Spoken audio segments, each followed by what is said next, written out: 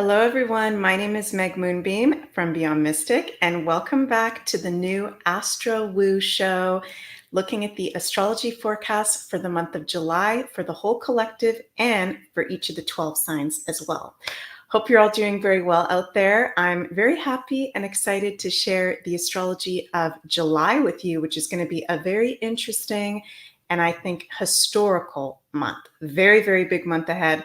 So we're going to get into what are the most important astrological transits for the whole collective, and then also do little mini readings for each of the 12 sun, moon, and rising signs. So thank you so much for joining me. Oops. Sorry, you guys. Didn't really realize the volume was on there. Meant to bring up the Beyond Mystic YouTube channel. So please remember to like, share, and subscribe to the Beyond Mystic YouTube and Rumble channels. And I do offer personal astrology readings over at consultations.beyondmystic.net if you would like a personal reading with me. And we've got discount code, all in one word, Beyond Mystic, that you can use to get 10% off your next reading with me. So, how's everybody doing? Good? Are we good? How are we feeling as we're about to go into July? I know this is a really interesting day because today, as I'm filming this new Astro Woo show, it's June 27th. And in just a few hours, like 6 or 7 hours from now, Trump and Biden are going to be doing their first presidential debate in this, presidential election year run-up. So I was just doing the Daily Astro show before going live for this new Astro Woo show. And I was talking about how I'm really feeling the energy in the collective conscious, unconscious, that this debate is going to bring a really, really big shift, that something crazy is even about to happen.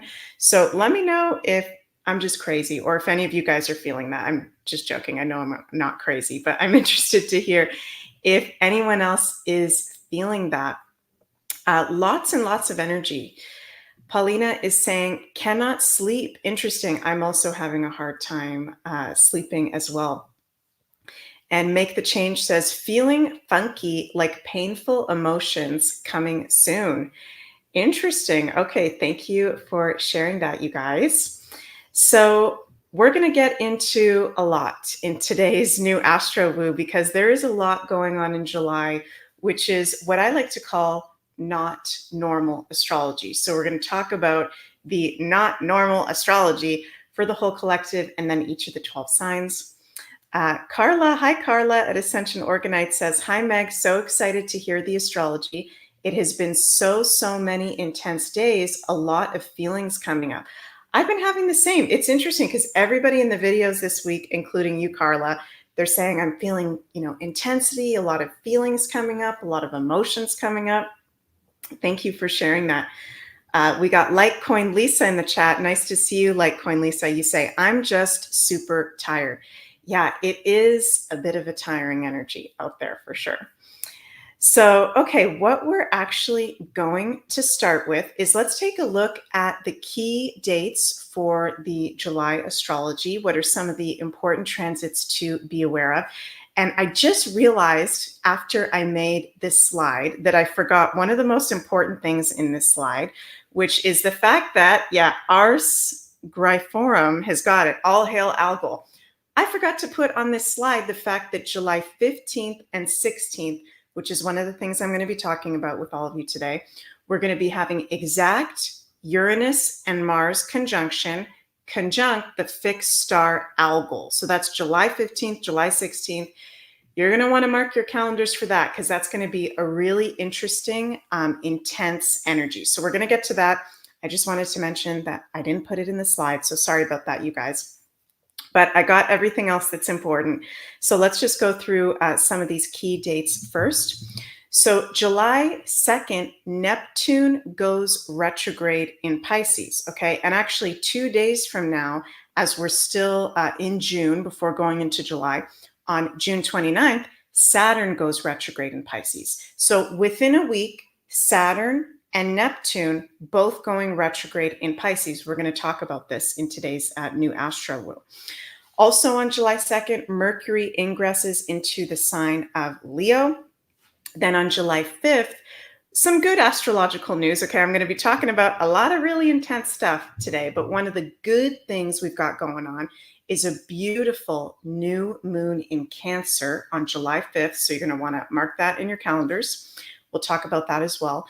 July 11th, Venus enters Leo.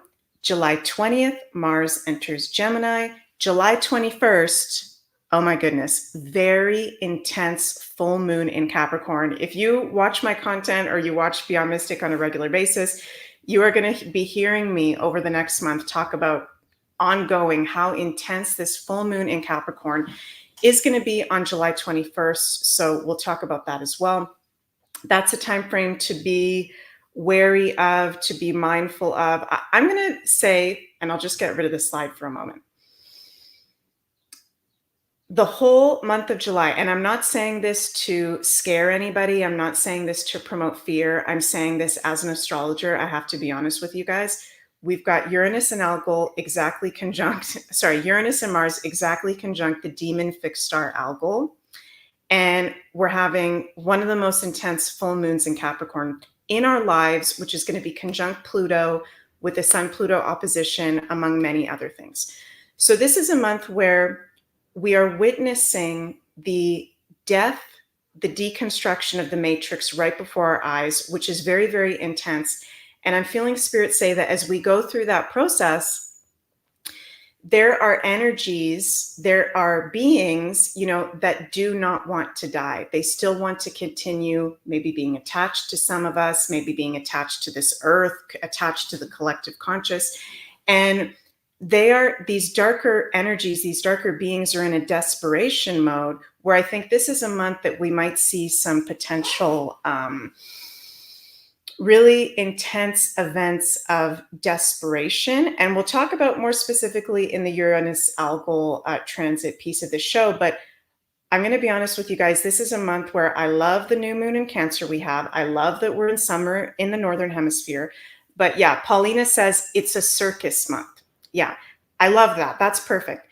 If we're in a circus and we got all these crazy jokers around us and all this, tigers running over us, you need to be careful. You need to be aware of your surroundings. You need to be extra cautious. You need to be extra protective of yourself and your loved ones this month, where you're going, who you spend your time with, what you spend your time doing, because I keep feeling Spirit say we're in this portal of death and rebirth, where the shadow side of life, if you will, it's kind of like a Halloween energy a little bit.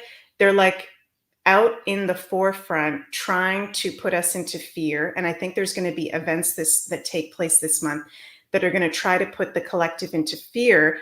I don't think it's necessarily going to work because we don't have any of the malefic planets, Mars, Saturn, and Pluto, in really adverse aspects to the Uranus-Mars-Algol conjunction. So we're lucky, but it's just a month to be aware of, be extra discerning. That's the word. Okay. Extra discerning. Imperator 118 says, I can feel it coming. Interesting. So, okay, back to the slide. I hope what I just said makes sense. Let me know in the live chat or the comments below if what I said made sense. Again, I'm not trying to promote fear, just being honest with you guys that this is a funky month where we're going through a huge release process, right? And there's some energies that don't want to be released from our fields and don't want to be released from the collective fields. And they're kind of in a desperation point where they want to create chaos, but they're not in a powerful position. So that can only happen if we allow it. Okay. Going back to the slide, July 21st, very intense full moon in Capricorn. July 22nd, Sun enters Leo. Yay.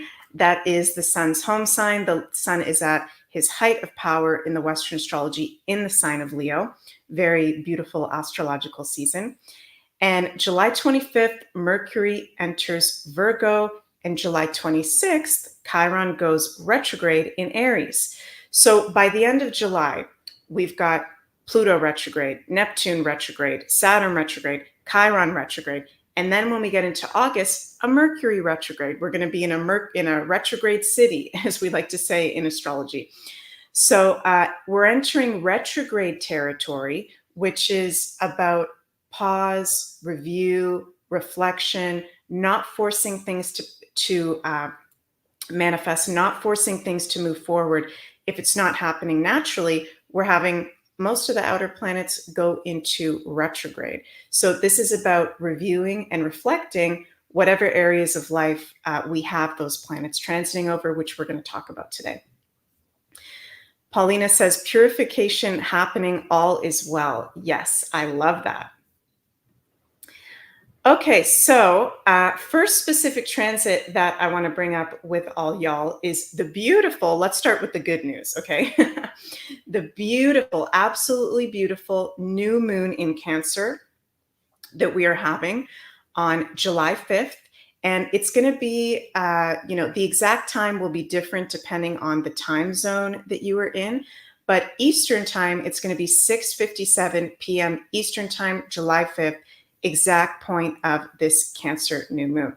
And I think this is a beautiful new moon in Cancer because, first of all, the moon is in her home sign of Cancer. So the moon is most comfortable in the Western astrology in Cancer. It's beautiful, it's happy, it's fulfilled, very beautiful energy. So that's nice. And we've also got some really nice aspects to this new moon. So new moons, first of all, are our natural times of setting intentions, new beginnings, fresh new energy, and manifestation.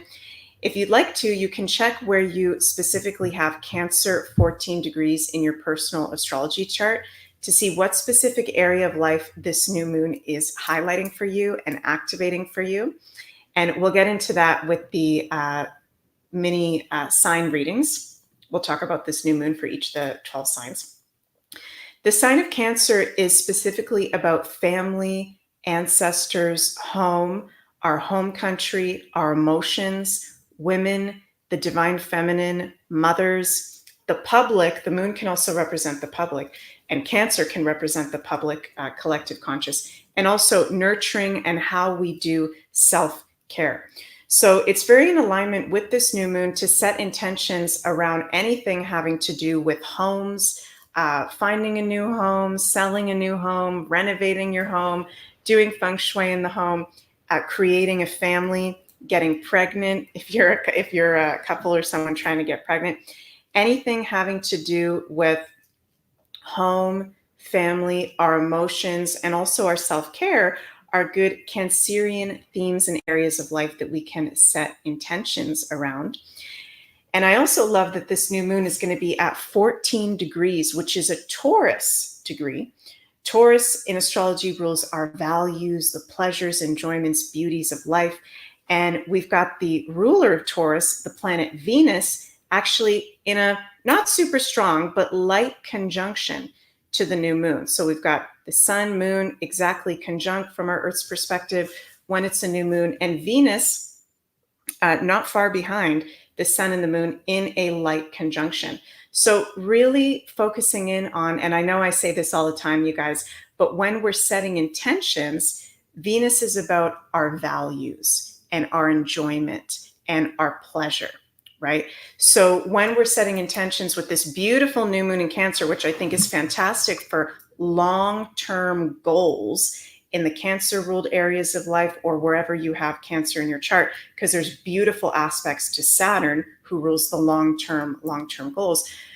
Remembering to keep in mind what are your values and what is actually in natural alignment with you, and are you trying to create an intention maybe from your ego or something that was programmed into you, or is it actually coming from your heart, from your pure intention and your true self values? That's Venus. So important to be paying attention to that.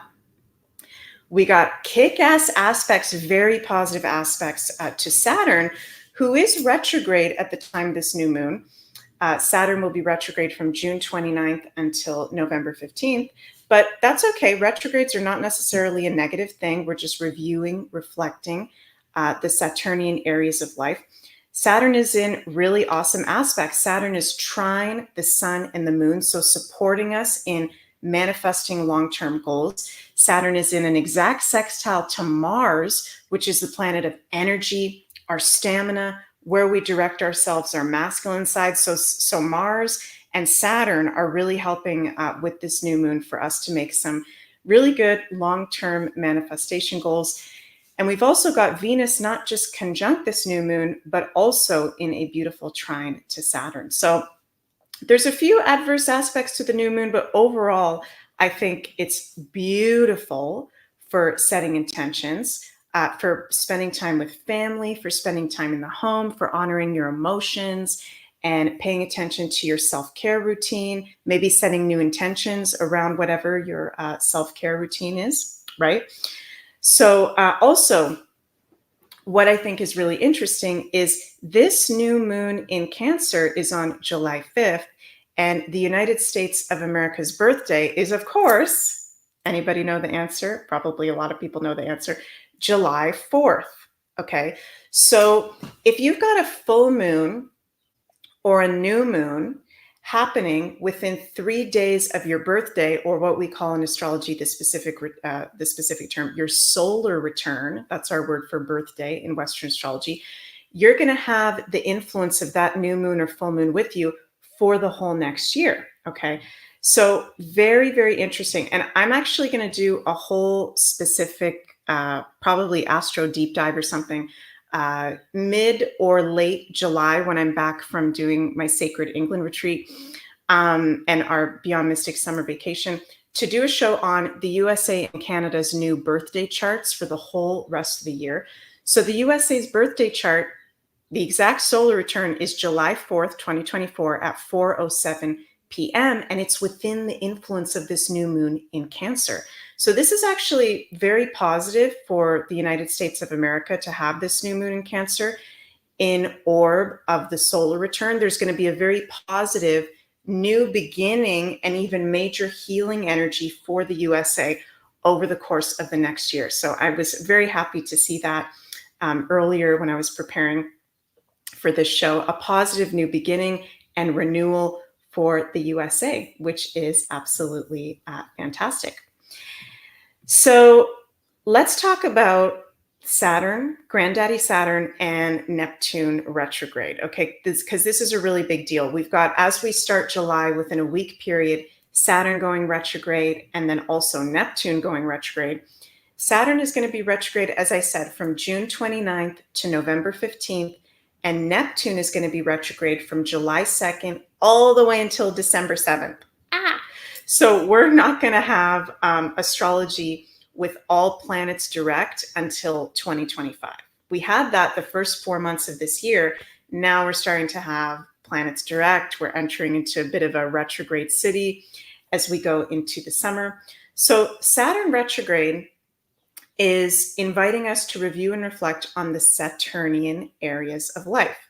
Saturn is about our commitments, our work, our career, our long-term goals, and our legacy as well. So it's very in alignment during this time to not necessarily start new things professionally. I mean, you can if you really feel guided to, but astrologically, it's actually better to review, reflect, imagine, be in your creativity. You know, we got Saturn in Pisces right now, to really imagine, even daydream, and be creative and organize what it is that you want to be doing professionally. And then when we get after November 15th is a really good time to launch a business, start something new professionally. But I will say, I notice sometimes even when we've got planets retrograde, there's times where you might be feeling really guided to put something out there, to do something, you know, in a Saturn ruled area of life. So the most important thing, you guys, is to follow your own heart and what resonates with you. But generally for the collective, while Saturn is retrograde from June 29th to November 15th, it is a time for reviewing our professional life, our long-term goals, you know, not just putting things out there very fast and getting excited about it. Being, you know, Saturn is about time and things taking a long time. So taking your time with your ideas and your goals, right? So instead of just coming up with something right away and now I'm going to go release it out there, Saturn is about, okay, before we put that idea out there, before we put out that new professional change out there, let's sit with it. Let's see how it feels for a week, for 2 weeks, for a month. I know that may sound crazy, but that's the energy of Saturn, and that's actually in alignment for us to do at this time. So we can really be feeling, Saturn is a heaviness and he's a weight. We can really be feeling the weight of maybe jobs that don't serve us anymore, professional commitments that don't serve us anymore. I think a lot of people will be going through professional work changes during this Saturn retrograde, because it's not just Saturn retrograde. It's also 2 full moons in Capricorn, the sign ruled by Saturn, June going into July. So our work, our career, our long-term goals are all very big themes throughout the whole summer. Neptune going retrograde, as I said, July 2nd to December 7th, also in the sign of Pisces. Now, Neptune is the strongest outer planet at the moment because he is in his rulership. He is in his home sign of Pisces. And Neptune is going to be going retrograde at 29 degrees of Pisces. Whoa, critical degree, the last degree. So Neptune, is kind of going, okay, I'm ready to go into Aries. I'm almost about to go into Aries, but no, going to be going retrograde, even though he's gone to the last degree of Pisces, going back. So there's still some reviewing, reflecting, and healing that we're being called to do during the summertime and all the way until December 7th around the Neptune-ruled areas of life. Neptune is the planet of spirituality, okay, and healing. Neptune is also in its shadow side, which with retrograde planets, we can really feel possibly the shadow side of that planet. Neptune is illusions, lies, deceptions being projected onto us, but also that we feed ourselves, that we tell ourselves.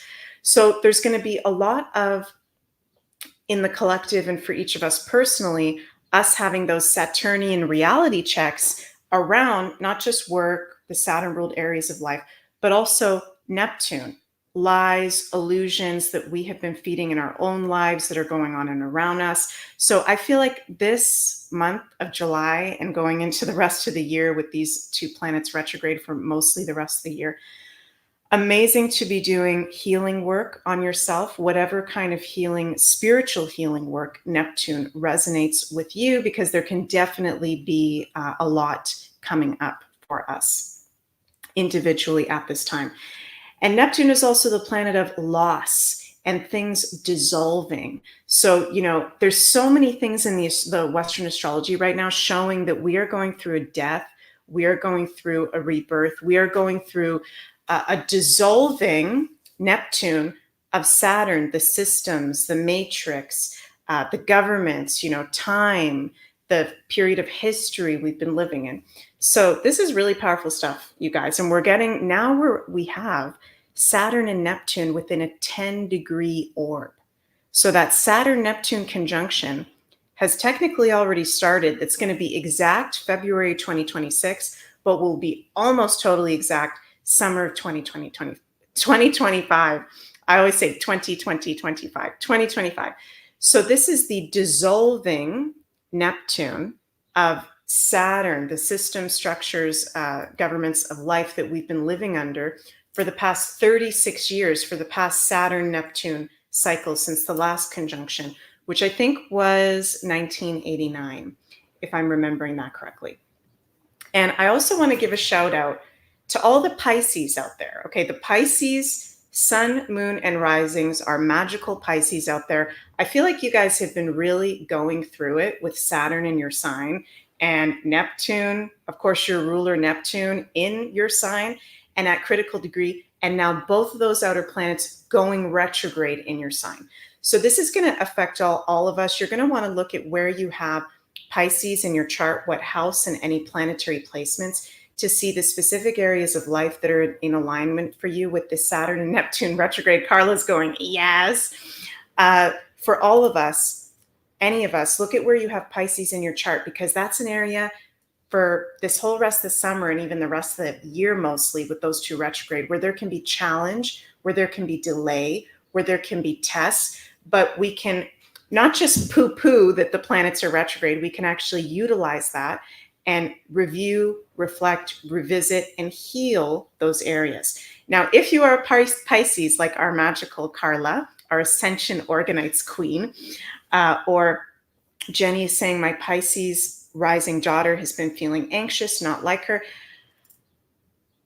I don't like to tell people what to do. I invite you all to pay extra care and attention to our Pisces out there, okay? Because this is really, really intense for the Pisces sun, moon, and risings at this time. Having their ruler Neptune in Pisces, that only happens every 170 years. I might have the exact time frame wrong about that, but Neptune has a very long zodiac revolution. So we're living in a generation with Neptune and Pisces. Not everybody has that. So the Pisces, sun, moon, and risings that have been alive at this time have gotten to live through a Neptune and Pisces generation with Saturn and Pisces at the same time, the planet of challenge, initiation, hard life tests. So for Pisces, extra self-care. Okay, and please pay attention, Pisces, to the reality checks and any toxicity in your life, okay?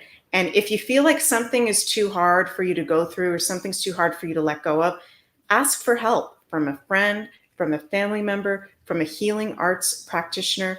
And Pisces, I also want you to pay extra care for your mental health during this time with these two planets retrograde, and your physical health as well.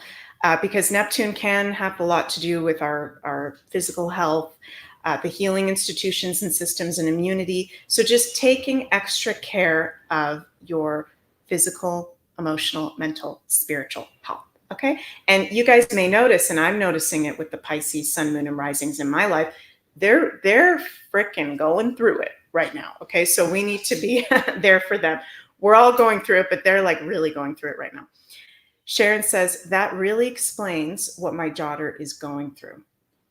Yeah, for sure. And also, who else is going through it right now? Everybody that has Saturn in Pisces. You're going through a Saturn return, okay?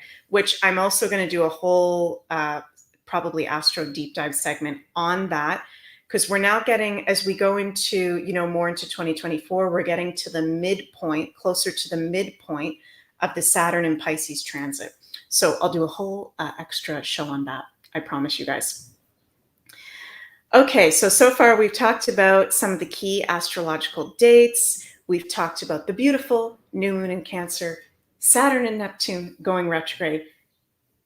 Now let's talk about the most intense part, okay? The Uranus-Algol transit. So again, you're going to want to mark your calendars, July 15th and 16th. This is when Uranus, Mars, and the fixed star Algol will all be exactly conjunct at 26 degrees of Taurus in the Western tropical zodiac, okay? Uranus and Algol, they've already been conjunct for a while.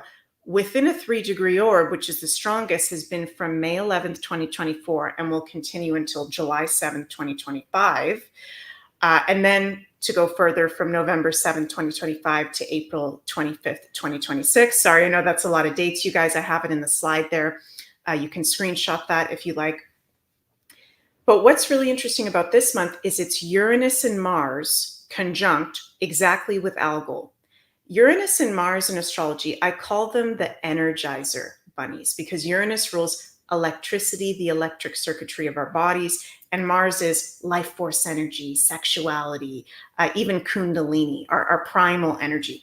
So the planet of energy, Mars, with the planet of electricity, Uranus, conjunct Algol, the demon star. Okay, so this is going to be a really energized time. Okay, so for those of you who have not heard me talk about this, I know I brought these slides up on some of the shows, but this is very important to be aware of. So bear with me, you guys, if you've already heard me talk about this. I'm just going to spend a few minutes talking about this Uranus-Algol-Mars conjunction once more.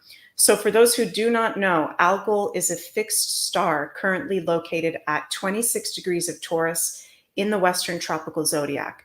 Fixed stars are stars that move very slowly from our Earth's perspective, only once per degree every 80-ish years. Algol is known as the demon fixed star, and he is located in the Medusa's head of the Perseus constellation. Algol, the fixed star, is associated with evil, violence, people losing their heads, physically and metaphorically, leaders losing their power. Want you to pay attention to that. Accidents.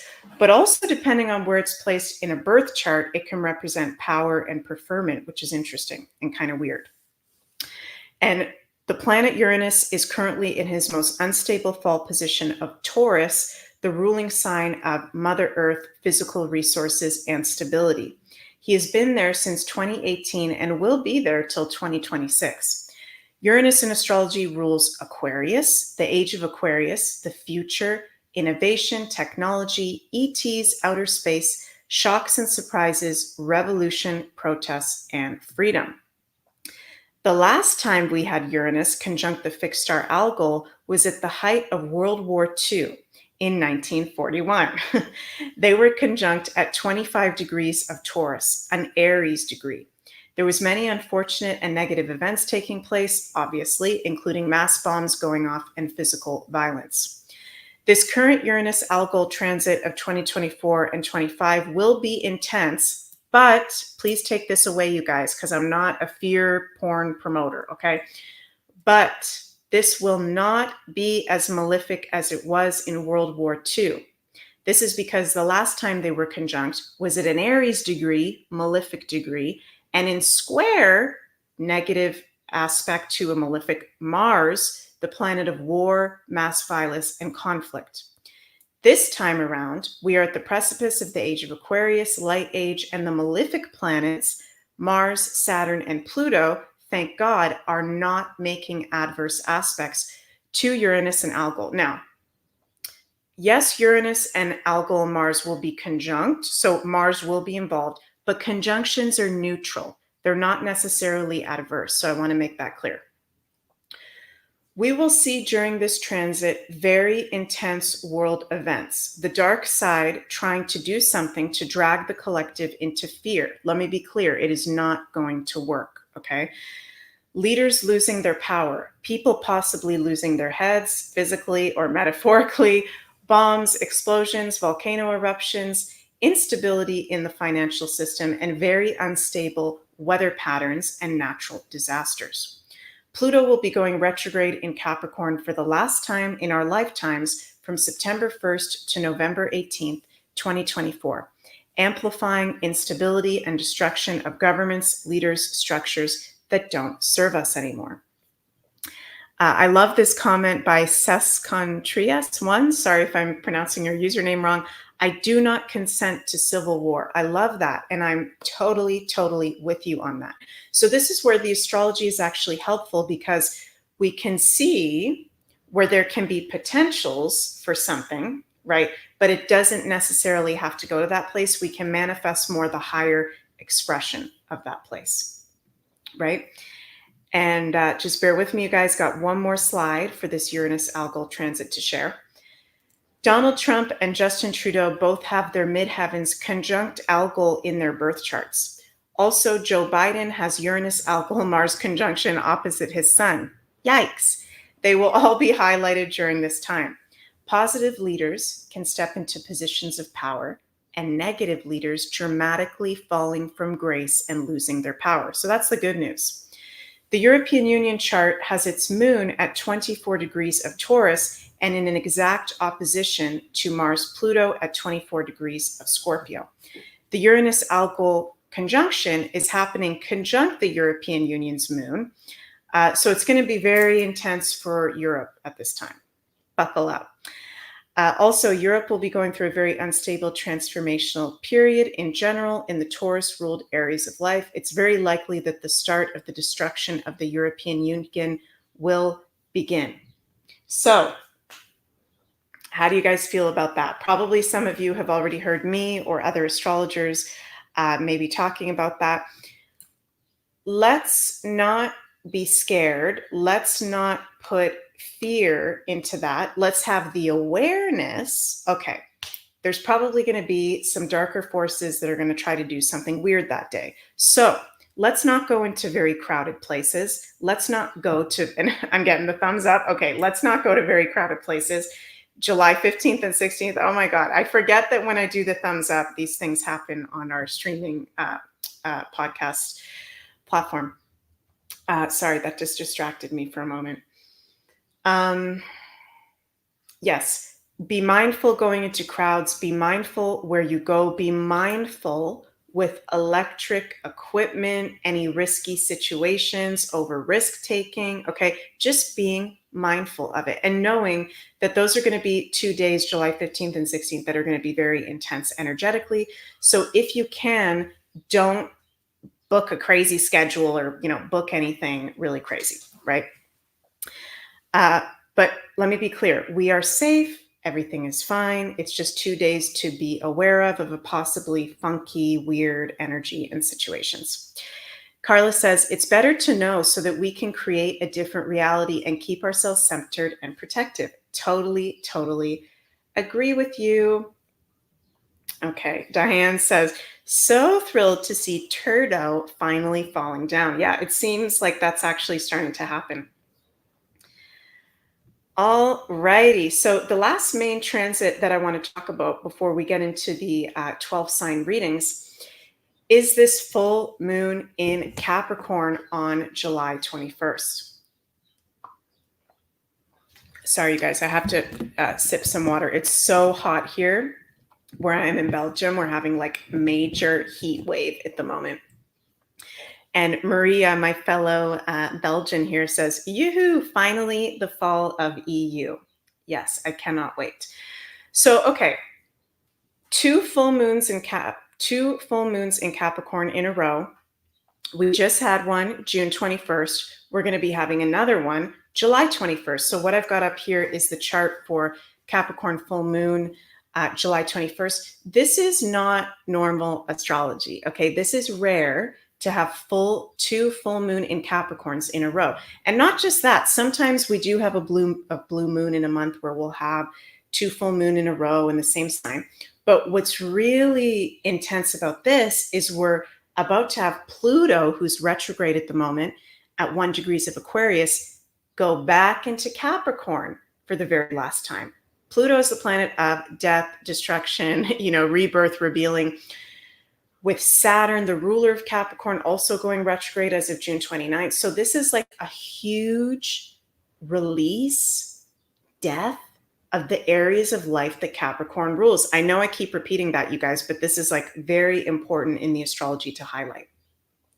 So second full moon in Capricorn in a row. For each of us personally, very important and powerful for you to look at in your personal astrology chart where you have the sign of Capricorn, okay? Whatever house or houses you have Capricorn, whatever planetary placements you have Capricorn, because these are areas of life that you can be going through a major letting go, a major completion and cleansing, but also where you can be having major clarity and realizations and breakthroughs at the same time. And for all of us, these two full moons in Capricorns are very much about letting go of work and professional commitments that don't serve us anymore, letting go of jobs that aren't in alignment anymore, the matrix kind of systems that aren't in alignment anymore. So it's very much about our work and our career as well. And this full moon in Capricorn on July 21st is freaking intense because it's at 29 degrees of Capricorn, critical last degree, and conjunct Pluto. Only 1 degree off. Pluto will be at 0 degrees, critical degree Aquarius, retrograde conjunct the moon, and also in an opposition to the sun. Full moons, we always have the sun and the moon in an opposition.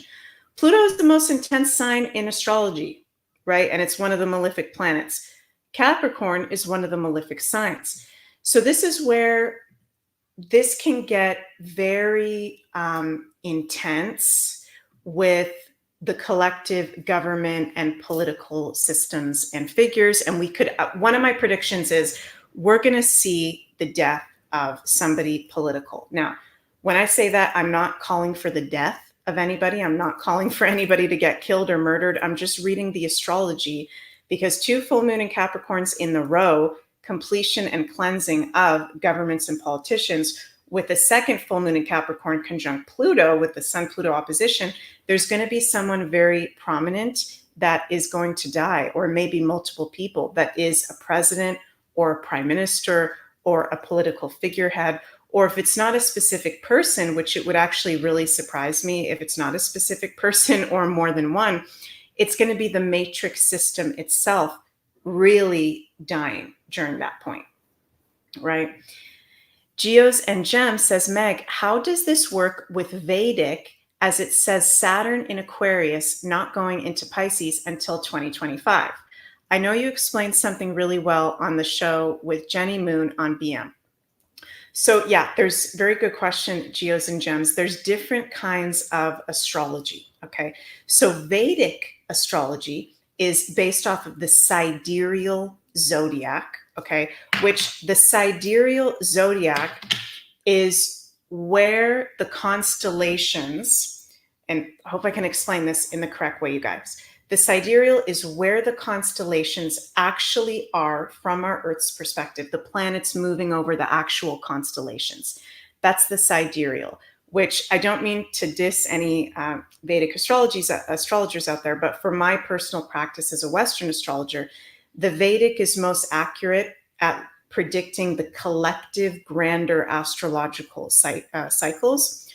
Western astrology is based off the Western tropical zodiac. Western astrology is based off of the seasons and the actual constant, stable seasonal shifts that we have, okay? So every single spring equinox in Western astrology, the sun enters 0 degrees of Aries. Every single summer solstice, the sun enters 0 degrees of Cancer, what we just had. Vedic is not like that. Vedic is not a constant, because even though sidereal astrology is showing us where the constellations actually are from our Earth's perspective, sidereal moves once every 82 years. So it's not a constant. Western astrology is stable and it's a constant. And in my personal opinion, Western astrology, I look at charts all day, every day, doing readings, doing predictions, doing interpretations. Western, in my personal practice and experience, is more accurate for personal astrology.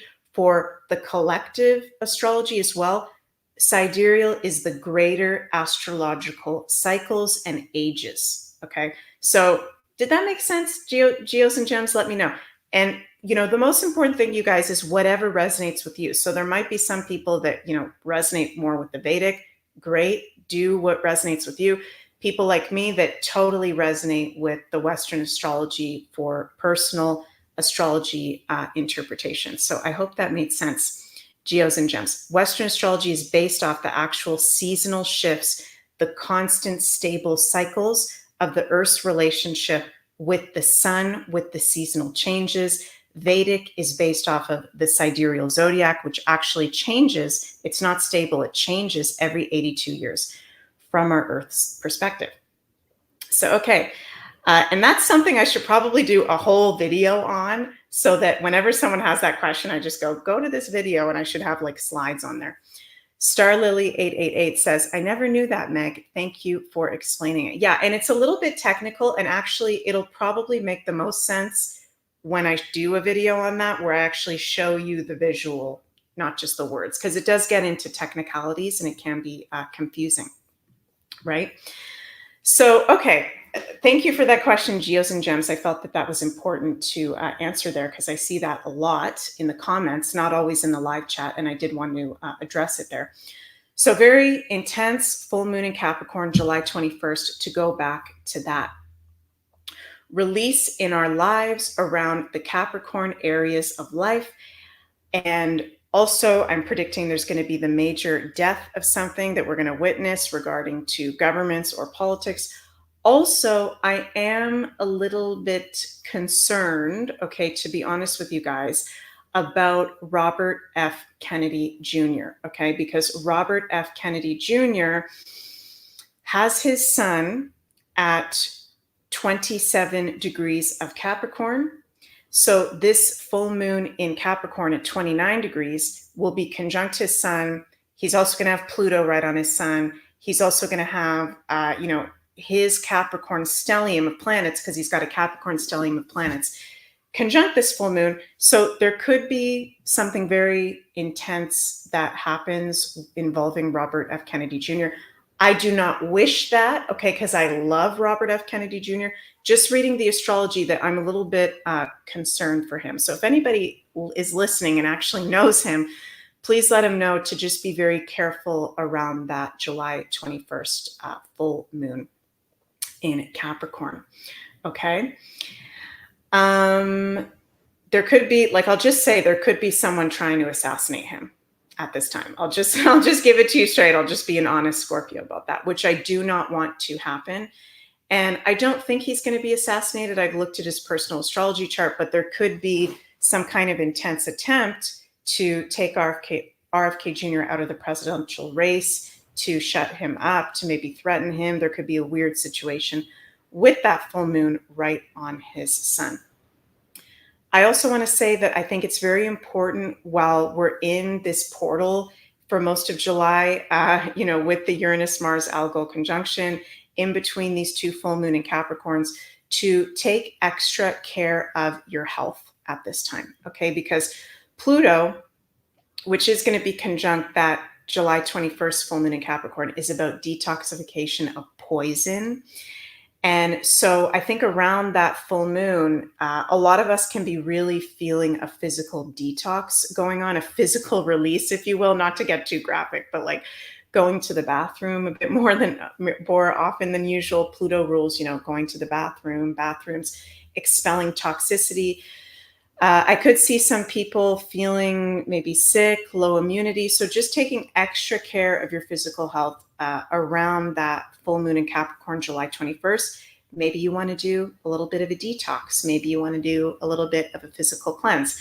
I'm not a medical expert, just telling you some of the medical astrology things that are in alignment. Sharon says, it is going to be an intense July. Yes, indeed, it is going to be very, very intense for sure. Okay, so now we're going to get into the 12 sign mini readings for the month of July. And I invite you to listen to your sun, moon, and rising signs, but putting the most important emphasis on actually your sun and rising signs. I'm just going to take another sip of water, just 1 second.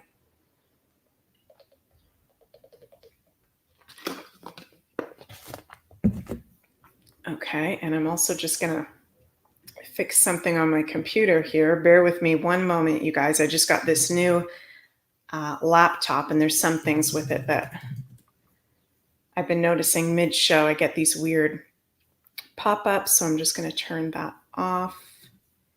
Okay, that's off. Perfect. Laptop. Okay, so let's start with our Aries, sun, moon, and risings for the month of July. Do we have any Aries here in the live chat or watching the replay? Let us know in the comments below.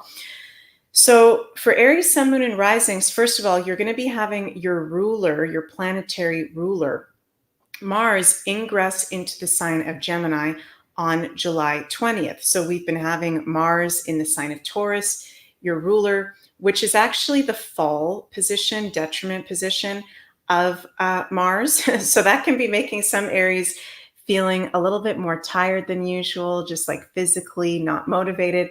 Come July 20th, you're going to like the energy of Mars ingressing into Gemini. You're going to feel more energetic. You're going to feel lighter. Gemini is a very light sign.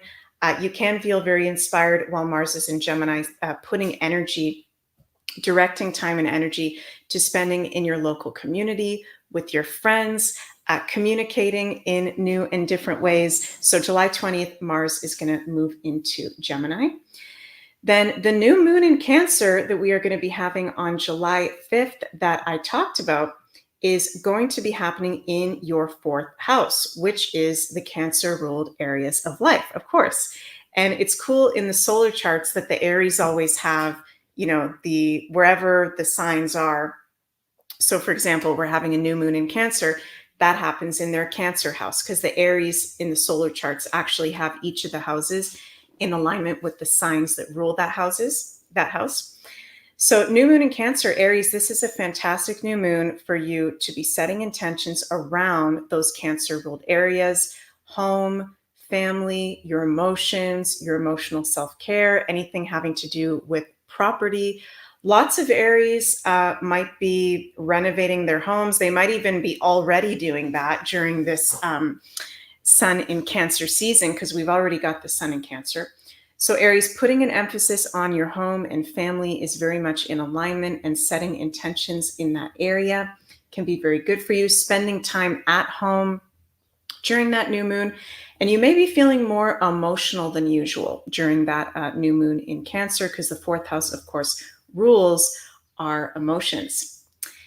The Saturn and Neptune retrogrades that we're going to start having as we go into July are transiting over your 12th house.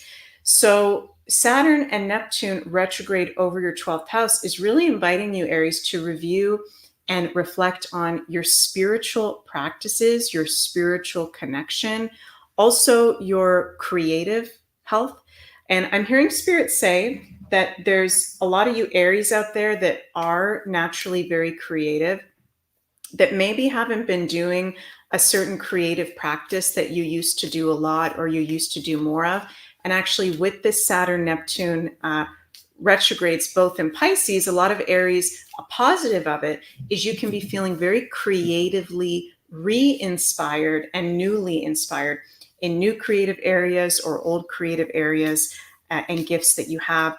Very good time during the whole summer, month in July and whole summer, to be doing spiritual healing, meditation, with those two retrograde in your 12th house. 12th house does relate to our physical health and our immunity. And, you know, when something is retrograde, of course, it's not moving forward. So Aries, just paying extra care to your immunity, to your physical health. You know, if you feel tired, I think Aries could feel, I like that you've got Mars changing from being in Taurus to Gemini, but there could be points depending on, the astrology of each particular day, the aspects going on with each particular day. There can be days during this retrograde period with Saturn and Neptune, where you feel like really run down.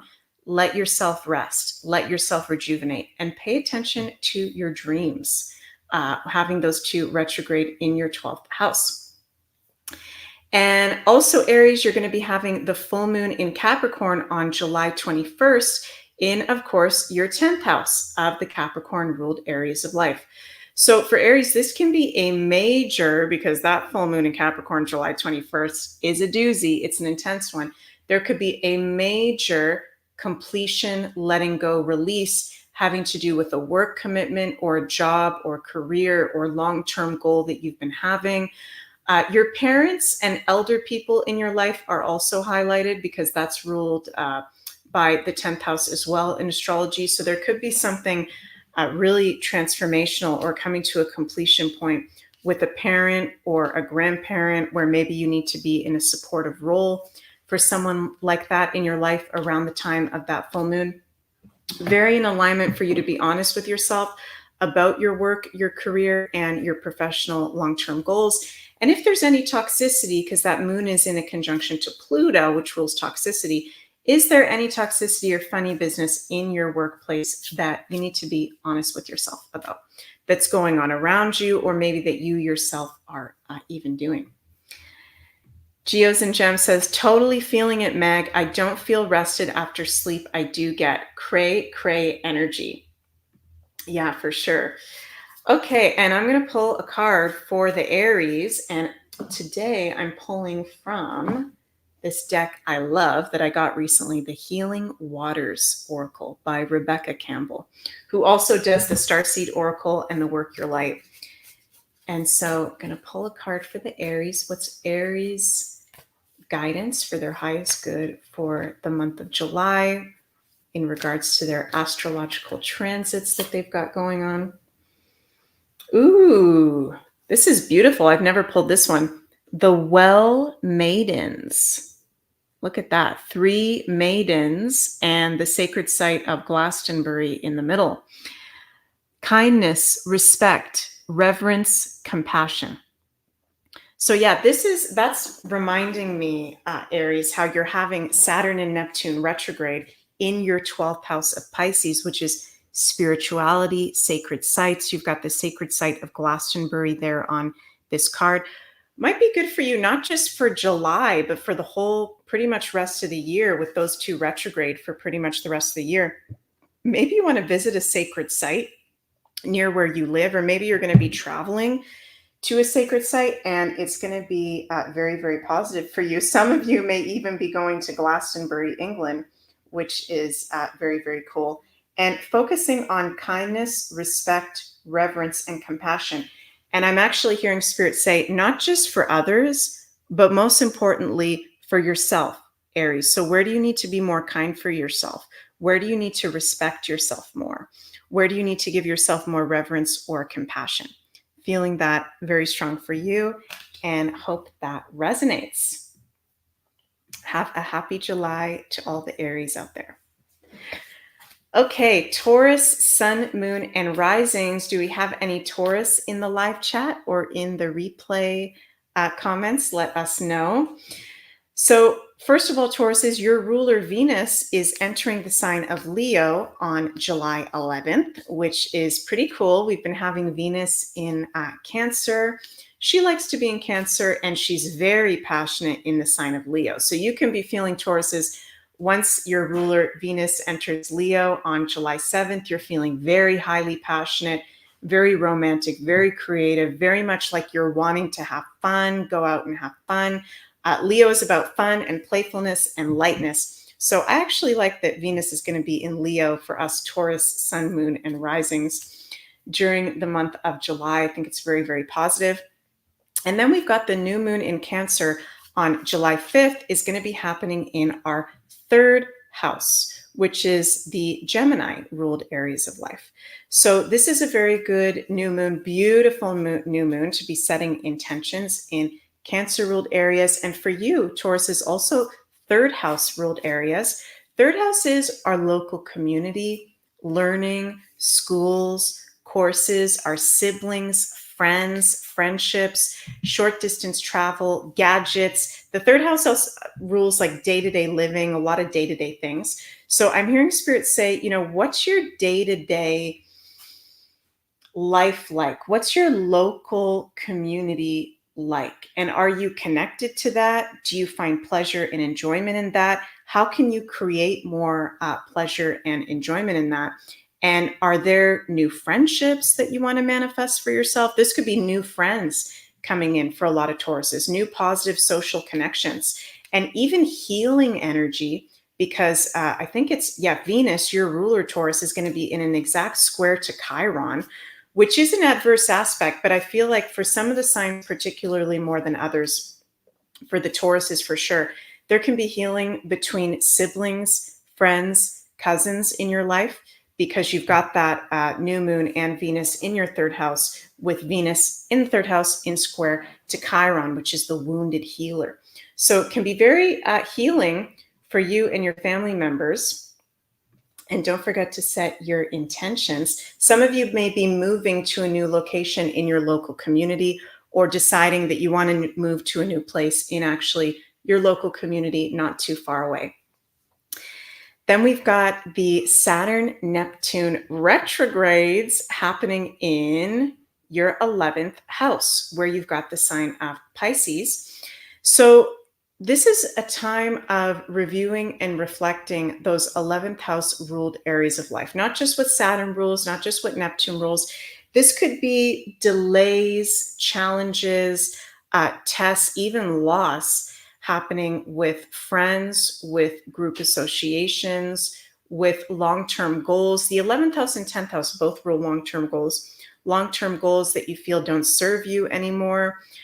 The 11th house also rules with technology and social media. So some of you Tauruses might be realizing maybe you're using social media in an unhealthy sort of way, or maybe you want to take a social media big break during this time. I'm a Taurus rising, and I've been really freaking feeling that lately. Like, I want to be off the screens more. I want to actually be enjoying my life in real time more. So it's in alignment to actually take some time off the screens, Taurus, be in the real world, and be really creating that Aquarian future. 11th house is the future, by living it day to day, if that makes sense. Not just, being on the screens and social media the whole time, being on the computer or the TV the whole time. Definitely, there can be friends in your life or groups that you're associated with where there might be something going on with them where you need to be in more of a supportive role for those relationships in your life. So just being aware of that. And there can be reality checks around friends or group associations with Saturn retrograde in your 11th house for you during that retrograde period. Then we've got the full moon in Capricorn on July 21st is going to be in your 9th house of the Sagittarius ruled areas of life, which is actually a very overall positive and light house. So it's not too heavy astrology for the Tauruses this month, which is nice because they've been going through some pretty intense and life-changing transformational transits this year. I actually like how it looks for the Tauruses. It's not too heavy. And with this full moon in Capricorn in your 9th house, it's letting go of beliefs that don't serve you, teachers that don't serve you. If you've been in a disciplined religion or even cult, if you don't mind me saying, there could be a release of spiritual teachers, religious practices, beliefs that you've been attracted to. But with that full moon in your 9th house as well, a lot of Tauruses can be maybe inspired with it being in the sign of Capricorn to enter more Sagittarian careers, if you will. That can be illuminated to many Tauruses at this time. So becoming a spiritual guide, becoming a publisher, becoming, something that has to do with travel or higher learning or teaching, philosophy, or spirituality can be coming up for many Tauruses at this time. Very good full moon to be meditating around July 21st, to be really being philosophical about where you're at, paying attention to the reality checks about where you're at and your beliefs and the beliefs of others around you, and if those are in resonance with you. Okay, let's see what card we get for the Tauruses. Oh, thank you, Geos and Gems, for that comment. You say, thank you, Meg. Great explanation. I appreciate it so much. I know I resonate with Western more for sure. It makes complete sense. Thank you so much for saying that. Okay, so Tauruses, what is the oracle card for Tauruses for this month of July from the Healing Waters deck? Ooh, look at that, Tauruses. Plunge. Plunge. Don't hold back. It's time. Go for it. Dive in. Woo! Okay. Okay, maybe Tauruses aren't getting a little bit of a break. It has been really powerful astrology for you, Tauruses. We've had the Uranus-Jupiter conjunction in Taurus this year. You've got Pluto conjunct your midheaven in the solar charts. This is like really the Tauruses are being invited to shine and be in their power, and don't hold back. It's time. Go for it. Dive in. So when you see that card, Tauruses, what is the first thing or first things that pop into your mind when you see that? Plunge. Don't hold back. Trust the first things you feel, because that's actually your intuition telling you what you maybe not need to stop being afraid of, what you maybe need to plunge into more. If there's anything you've been thinking about, Taurus, any life changes you've been thinking about doing, this card is saying, don't hold back, plunge, and just do it. So that's awesome for us, Taurus, Sun, Moon, and Risings. Yeah, they are very beautiful cards. I love this Healing Waters Oracle. Okay, let's go to our Gemmies, Gemini, Sun, Moon, and Risings. Let me know who's a Gemini with us in the comments. So, first of all, Gemini, your planetary ruler Mercury is going to enter the sign of Virgo on July 25th. And this is very positive for the Geminis and the Virgos because Mercury rules Gemini and Virgo. So, your planetary ruler starting on July 25th will be in one of his two home signs, which is very positive. When we've got our planetary ruler, or one of our planetary rulers, because some signs are ruled by two planets, in a home sign, it's very positive for us physically, emotionally, mentally, spiritually. We can be feeling really good. We can be feeling like moving ahead, very inspired, just overall positive well-being. The new moon in Cancer on July 5th is going to be happening in your second house. So for you, Geminis, this is a fantastic, freaking fantastic, because you've also got Venus, the ruler of the second house, there conjunct the new moon. This is a really good new moon for you, Geminis, to be doing any kind of abundance or prosperity work, manifestation, or intentions around finances, your relationship to abundance, your day-to-day work, how you make money and income. The second house is income, resources, also our pleasures and enjoyments of life. So setting intentions around maybe creating more pleasure and enjoyment in your life can be really in alignment as well. For many Geminis, there can be new positive income streams coming in for not just yourself, but also people in your family. That's also very positive and beneficial for you, since that new moon is in the sign of Cancer.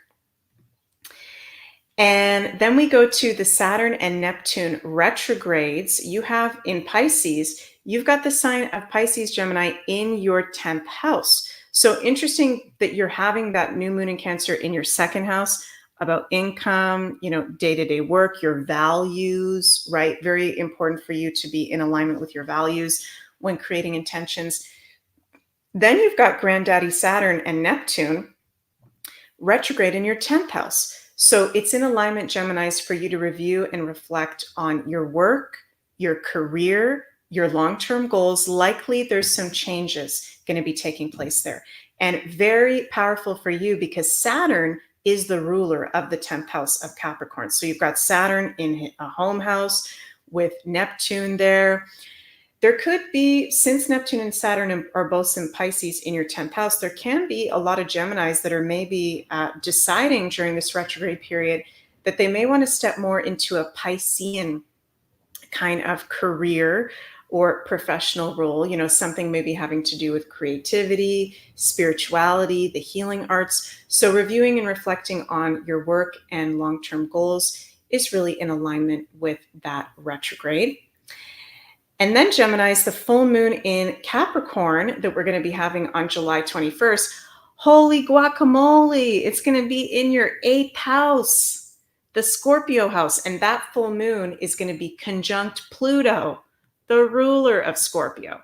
So wowzers, that is a highly transformational time. Geminis, you're going to want to mark your calendar, July 21st. There is a huge, I'm hearing Spirit say, inner transformation, inner renewal that you are going through with that full moon. I'll just be honest with you because I have to say it sometimes as an astrologer, say some things that are maybe not the nicest to hear. Capricorn is the sign that rules older people, elders in our lives. The 8th house is the house of Scorpio, death and the exit portals of life and death. So some Geminis might actually be going through the death of a loved one, of maybe a parent, a grandparent, or an elder person in your life with that full moon. So I'm not wishing that upon any of you guys, but likely some of you guys may be going through that. That is pretty intense to have full moon in Capricorn in your 8th house of Scorpio. So, death, whether there's literally someone physically dying around you or you yourself are going through a death and rebirth. So fantastic full moon to be doing real deal self-healing work, maybe even psychotherapy at this time. And the 8th house can rule our, romantic partners, the people that we merge our resources with.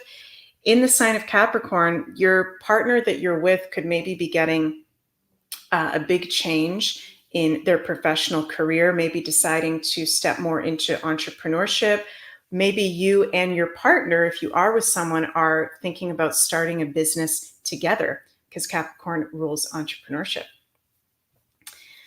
So, okay, Geminis, let's pull an oracle card for all of you guys for the month of July. Interesting month that you guys have. Okay, what's the card for Geminis for their highest good this month? Metamorphosis. You can't make this stuff up. Embrace transformation. Things are now different. Wow. So what did I say about that full moon in your 8th house? That is the house of literally transformation. And I didn't say the word metamorphosis, but metamorphosis, death and rebirth. Things will be different for you, Geminis, after that full moon in Capricorn. So like this card is saying, embrace the transformation that is taking place. Embrace if there's maybe any shadow work that you need to do around that time. Okay, because this is sometimes things can be coming up that, of course, are challenging, that we can go, oh, this is so negative. Why is this happening to me? Or we can embrace that everything happens for a reason. I don't know about you guys, but definitely I believe everything happens for a reason. The feel-good things and the challenging things. Embracing everything, that there's an opportunity for transformation with maybe any challenges that might be coming up. And I'm also hearing Spirit say potential power struggles with people that might be coming up with that full moon in Capricorn and through this month as well. You guys are going through a very big transformation and metamorphosis. Don't be afraid to face your shadow, to maybe do some letting go. So, wow. Ascension, Carla says at Ascension Organites, oh, wow, definitely passing this on to the Geminis in my life. Awesome. All righty. And after Cancers, we of course have, after Geminis, we have the Cancers. I don't know about you guys. I was talking to my best friend Sunny about this the other day. Ever since Jupiter has ingressed into Gemini, I feel like it's been a Mercury, I feel like we're in a Mercury retrograde, because Gemini, of course, is ruled by Mercury, and Gemini is very fast paced. It's communication and talk, talk, talk, and Jupiter expands whatever it's in. And Jupiter is actually in his fall sign in Gemini. Ever since Jupiter ingressed into Gemini, May 25th, I had my laptop break. See, I keep messing up my words. I'm messing up my words. I had to buy a new laptop cord. I had to get a new phone. Like all these things having to do with communication, with the gadgets, Gemini, for me at least. I don't know. Let me know in the comments if it's happening with you guys. I just feel like it's been a Mercury retrograde kind of energy with Jupiter in Gemini. Okay, so going to the Cancer, Sun, Moon, and Risings. Happy birthday to all of the July Cancers out there. Also the June Cancers. If you didn't hear me say happy birthday, solar return to all of you. Wishing you a spectacular, magical year ahead. So Cancers, really cool month, because of course we've got our annual new moon in Cancer happening on July 5th, which of course is happening in your first house. And Cancers, if you didn't already hear me at the beginning of this new Astro Woo video talk about the key transits this month, I talked about the new moon in Cancer and how I think it's a beautiful new moon in Cancer. Very, very positive. So this is going to be very good for you guys because you literally are Cancers. When we have new moons in our sign, our sun, moon, or rising sign, this is a very positive astrological time to be making a new beginning in life, definitely setting your intentions. And, you know, with this new moon being in your sign in your first house, this is in regards to you, how you're seen, your gifts and talents, and your very foundations of life. So I'm hearing Spirit say this new moon in Cancer can be quite reflective for you. It would actually be good for you to be reflective and being really honest with yourself about what it is that you want to manifest. Are you making daily, weekly, monthly, actions to create those goals and manifestations that you want to create? And if not, all the very positive aspects with Granddaddy Saturn to this new moon in Cancer, can help you not just set the intentions, but actually start to make the practical day-to-day steps in manifesting them, if that makes sense. So very positive new moon for you, Cancer. Some very positive life shifts and opportunities can be coming forward at that time. And then we've got the Saturn and Neptune planets retrograde in the sign of Pisces, which for you, you've got Pisces in your 9th house. So both of them will be retrograde in your 9th house. Saturn will be retrograde June 29th to November 15th. Neptune will be retrograde July 2nd to December 7th. So this is really interesting for you, Cancers, because Neptune rules spirituality, Pisces rules spirituality, the 9th house is connected to spirituality. So you're being invited to review and reflect on your spirituality, your spiritual connection, and spiritual beliefs. And I'm hearing Spirit say, the beliefs that you have, the spiritual beliefs, are just general ideals that you have in life. Did those come from you, Cancers, or were those programmed into you from maybe a religious institution that doesn't serve, or a cult, or a teacher that isn't in alignment with you anymore? So very good time for you to review and reflect on your beliefs, your spiritual connection. Also, your relationship to expansion and optimism, travel, and foreign things and cultures can be very highlighted as well at this time. So yeah, very powerful spiritual retrograde for you, where you can be getting like a lot of downloads during that retrograde time from your higher self directly, where you may not necessarily need to get like a psychic reading from someone, because you can be feeling very psychic, very in tune with your own higher consciousness yourself. And that's the most important thing, you guys. I love doing astrology readings and I love sharing my psychic gifts, but I always tell my friends and my clients, do what resonates with you and listen to your intuition, most importantly, first of all. And there's nothing wrong with getting readings sometimes, but not leaning on spiritual advisors or guides ruled by the 9th house for our spirituality, you being the spiritual connection yourself. So I hope that makes sense. Jenny says, dead on, Meg. My Saturn is in the 9th house, and this is definitely happening. Well, thank you very much for affirming that, sharing that, Jenny. And then also, Cancers, we've got the full moon in Capricorn on July 21st happening in your 7th house. Interesting. So for some Cancers, this could be the end of a committed love or work relationship or responsibility that you feel like you've been having to carry or hold on to, because the 7th house is our commitments. Capricorn is our responsibility. And I'm feeling, that's interesting. I'm getting like a visual right now. Spirit is showing me some of you Cancers having like a huge physical weight of a anchor from like a ship.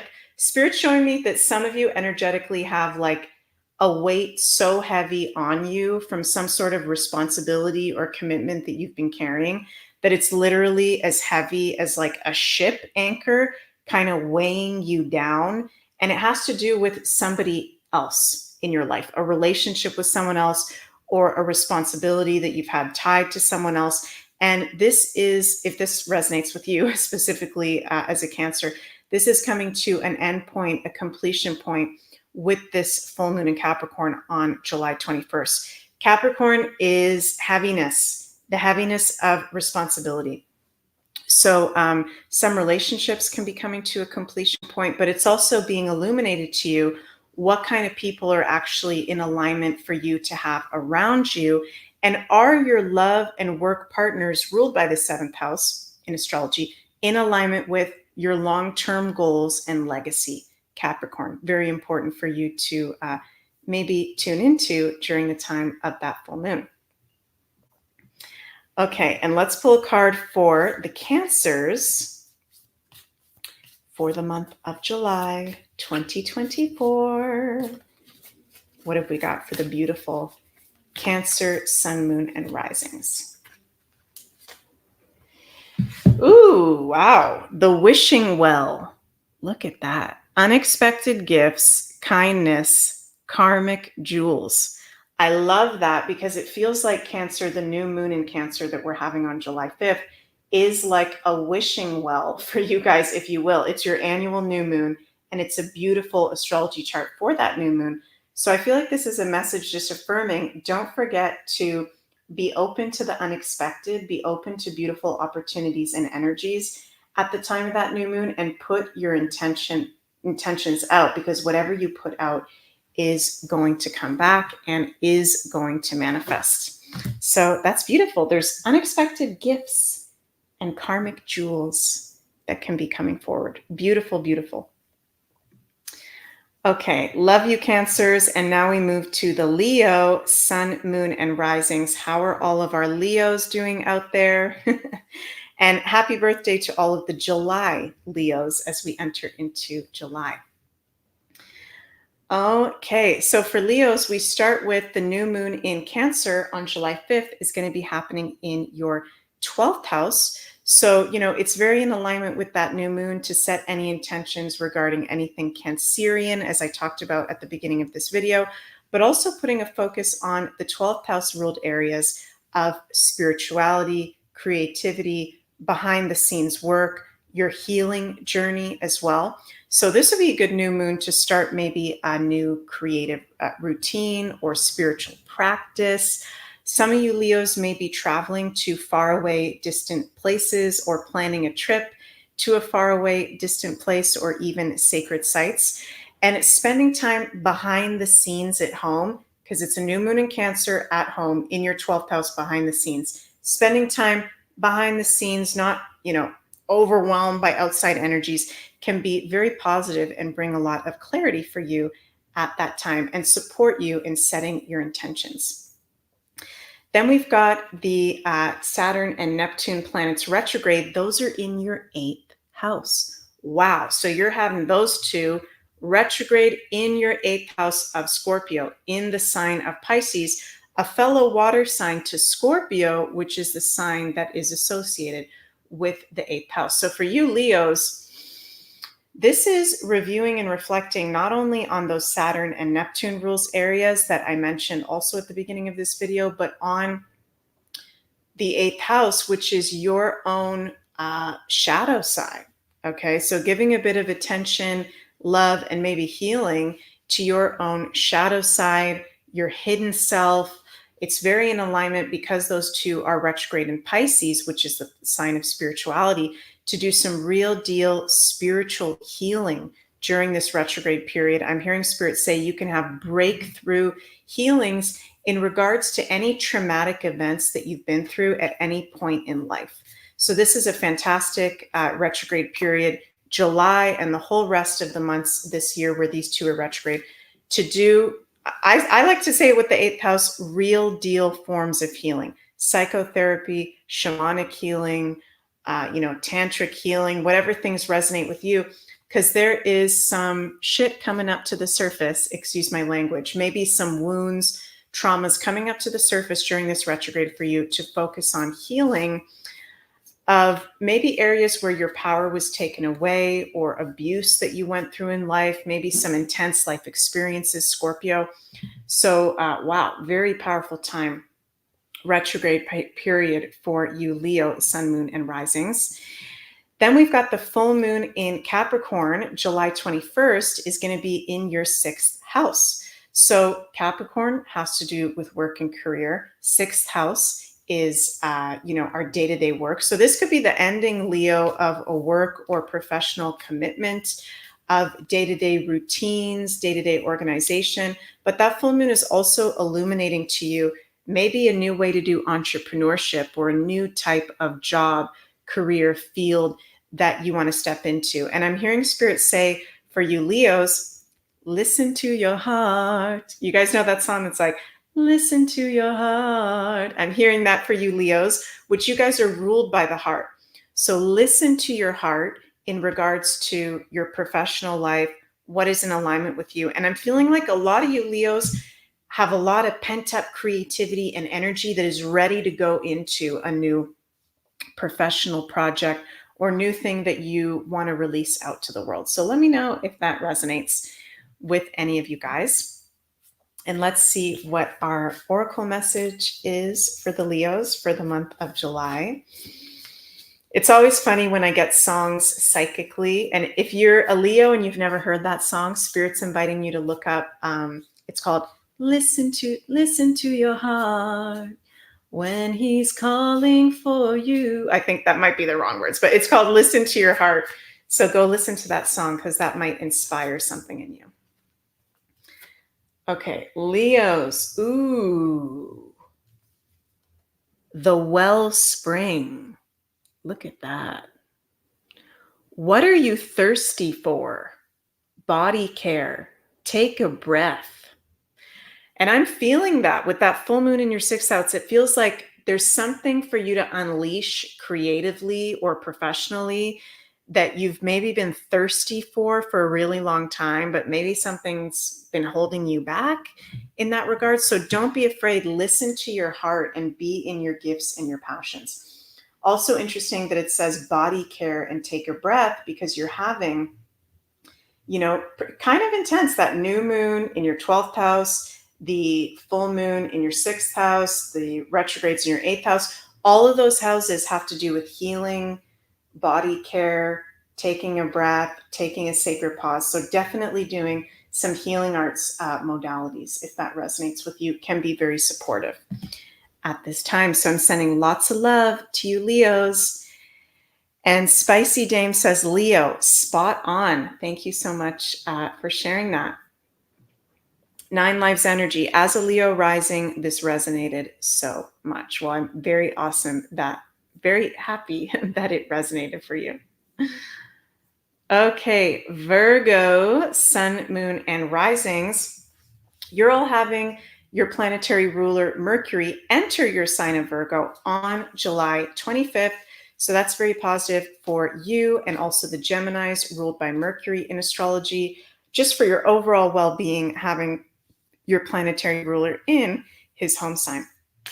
Then we've got the new moon in Cancer is happening in your 11th house. That new moon in Cancer is on July 5th.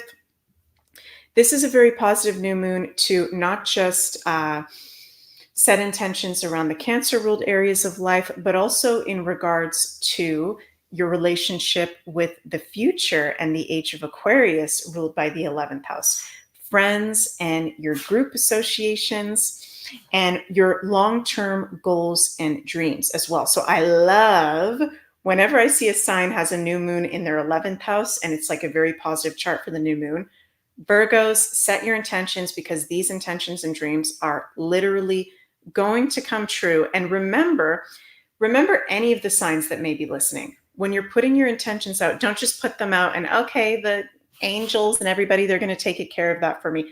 No, taking the Saturnian steps every day, every week to also help fulfill those goals will make it even stronger. And remember that, Virgos, we've got very positive aspects with Saturn at the time of this new moon. So be careful what intentions you're setting because they are going to manifest and they are going to last into the long term for sure. Very powerful for you guys.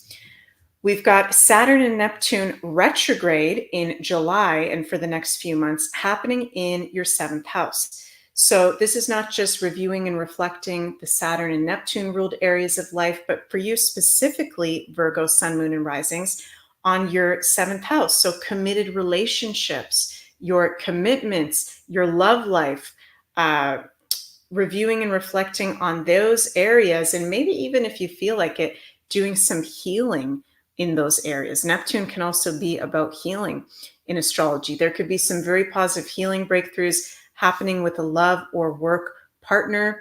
Some Virgos might be going through breakups at this time, really seeing the clarity in certain love or work relationships. So just being honest, Virgos, with reality checks that you really need to take stock of, particularly with Saturn retrograde in your 7th house.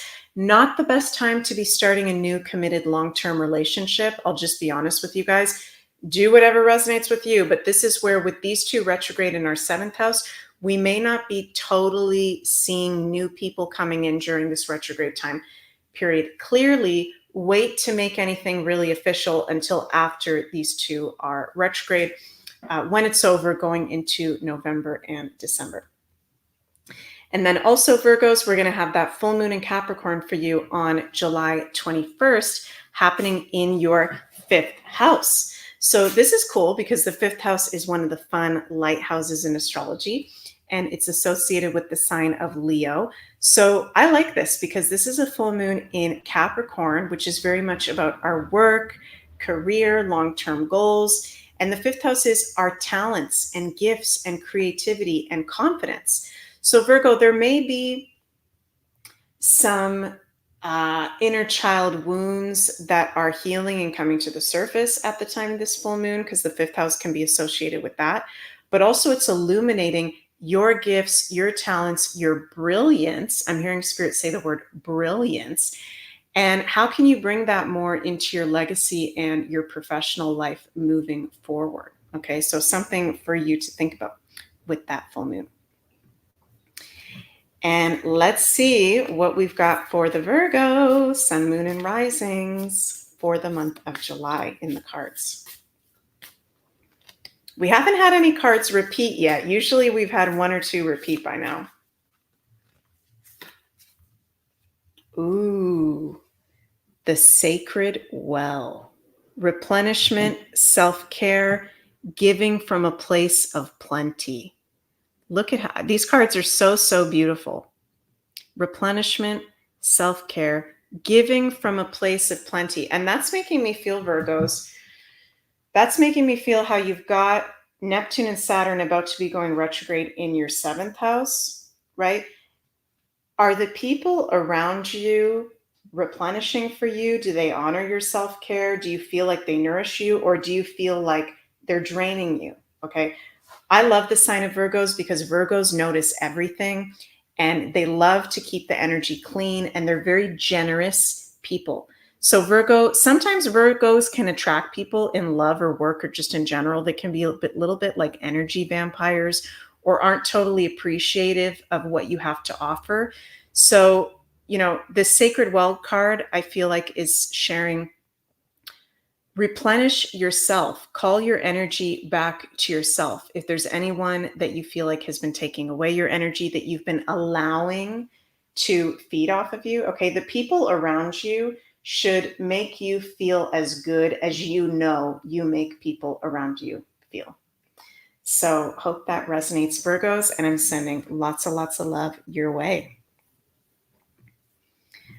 All right, Libra, Sun, Moon, and Risings. You guys are next.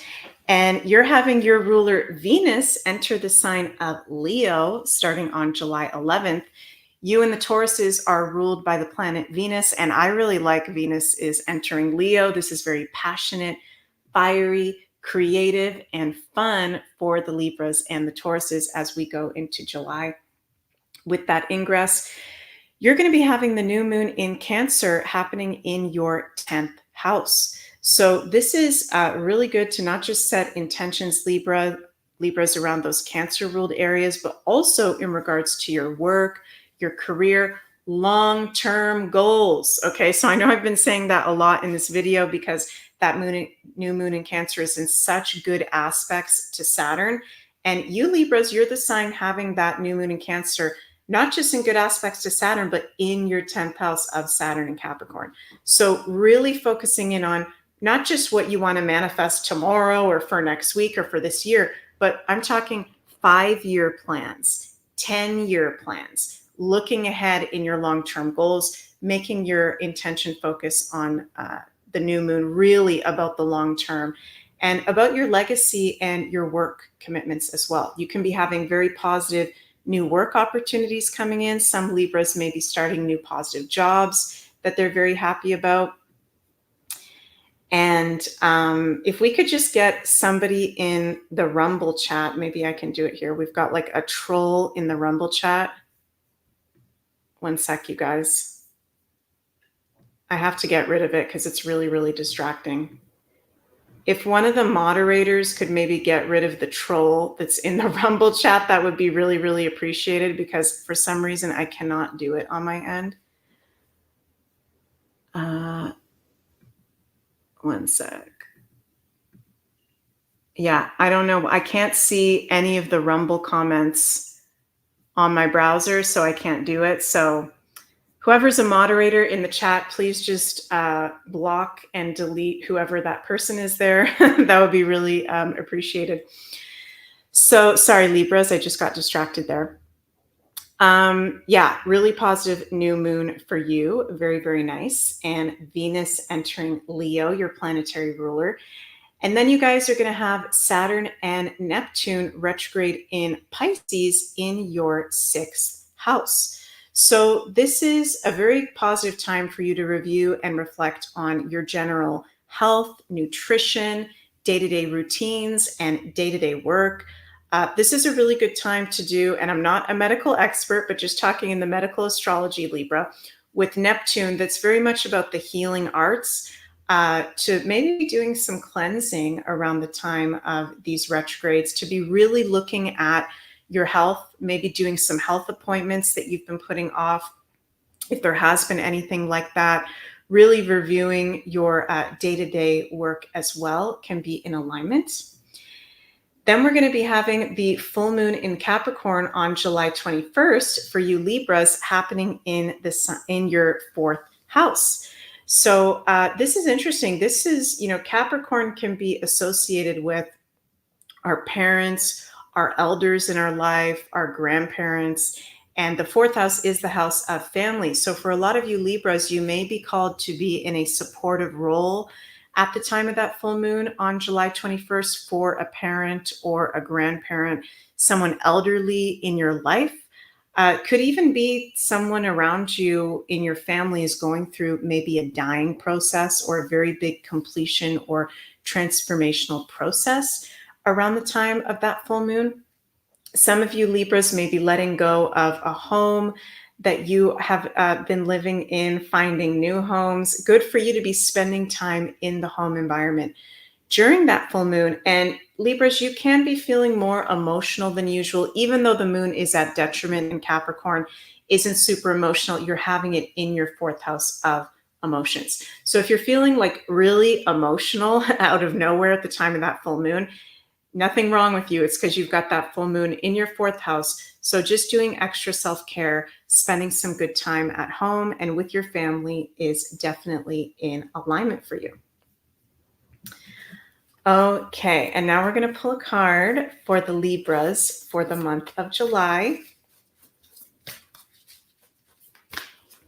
What is Libra's guidance for their highest good for this month? Ooh, we've got the Water Oracle, psychic abilities, acting on visions. It's destined. Okay, so very strong message coming through for you Libras to be honoring your psychic abilities, paying attention to your psychic abilities, maybe even opening up and activating them if that resonates. Acting on your visions, it's destined. So this is like a very auspicious card to get the Water Oracle. And I feel like this also relates specifically around that full moon in Capricorn that you're going to be having in your 4th house. The 4th house of Cancer is one of the houses that rules psychic abilities, visions, magic. So really paying attention also around that full moon to your visions, to your dreams. Developing your psychic abilities can be actually really good for you this month, and paying attention to your spidey senses, which we are all naturally psychic and intuitive. Don't let anybody tell you, Libras and any of the other signs out there, that you're not intuitive, okay? Because we all are, and there's different psychic abilities. So maybe looking up the different psychic clairs could be something that can be beneficial for you during this month, doing some psychic development. That's cool. Okay, next we're going to go to the Scorpios, but first I'm just going to take a sip of water because it's so hot here. Okay, my fellow Scorpio, sun, moon, and risings. How are you all doing? So first of all, our planetary traditional ruler Mars is going to leave his detriment sign of Taurus, yay, on July 20th and enter the sign of Gemini. So for the Aries and Scorpios ruled by Mars, we're going to be feeling physically lighter, wanting to put our energy towards our friends, communication, having some fun, going into our local community. So I actually like that we're going to be having Mars going into Gemini for all of us, excuse me, and for the Aries and Scorpios, the new moon in Cancer on July 5th is going to be happening in your 9th house. So this is hilarious because I am a Scorpio and what I'm about to say totally applies to me. So let me know, Scorpios, if any of you are going to be having this.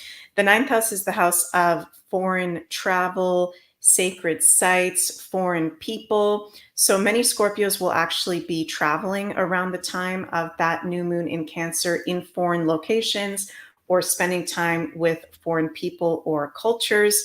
It's not only in alignment for you to be setting new intentions, and it's a fantastic new moon to set intentions, lots of really good aspects, and intentions that are in alignment with long-term goals, but intentions also around the 9th house ruled areas. So your spirituality, spiritual practice, your beliefs, doing belief work can be very good at that time. Foreign travel, maybe foreign work, publishing, expansion. You know, the 9th house is expansion and optimism and abundance as themes that you can be calling in as intentions, can be really in alignment.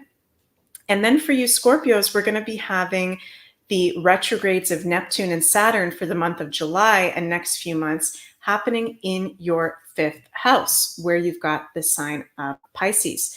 So, you know, we're going through a major letting go, you know, because Neptune can have to do with letting go and loss, also reviewing and reflection that we're being invited into for you in the 5th house ruled areas. Okay, Scorpio. So this is in regards to our inner child, our sense of fun, our creativity, our confidence, our gifts and our talents.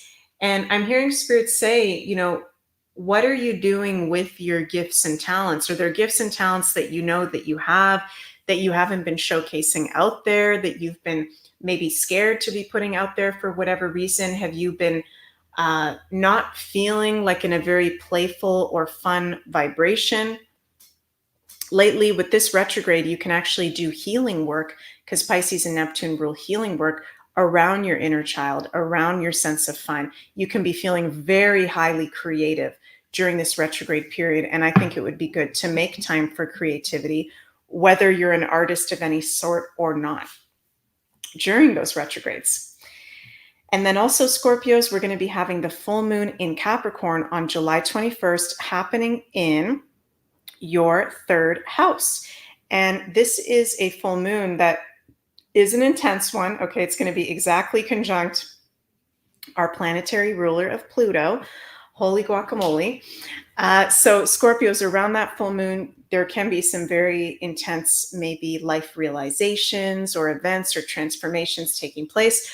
But we're lucky that we're not having it in a super intense house as Scorpios.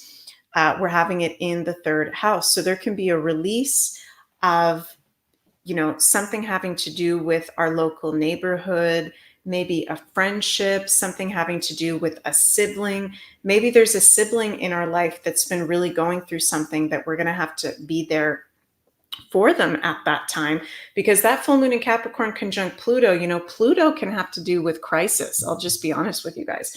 So depending on where you have that full moon, if it's a house related to other people, certain types of relationships, some of us may need to be in like a crisis support role for those specific people in our lives. This full moon in Capricorn is also highlighting, since Capricorn rules work and career, it's highlighting for you Scorpios how you can bring more of those 3rd house ruled areas, communication, social media, into your work and career talents and legacy as well. So doing journaling, automatic writing, going to maybe a full moon event in your local community can be very in alignment at that time for you as well. And let's see what we get in the cards for the Scorpio sun, moon, and risings for the month of July. Okay. Ooh. Ah. Cleansing. Okay, of course, the Scorpios would get the cleansing card. We rule cleansing in astrology.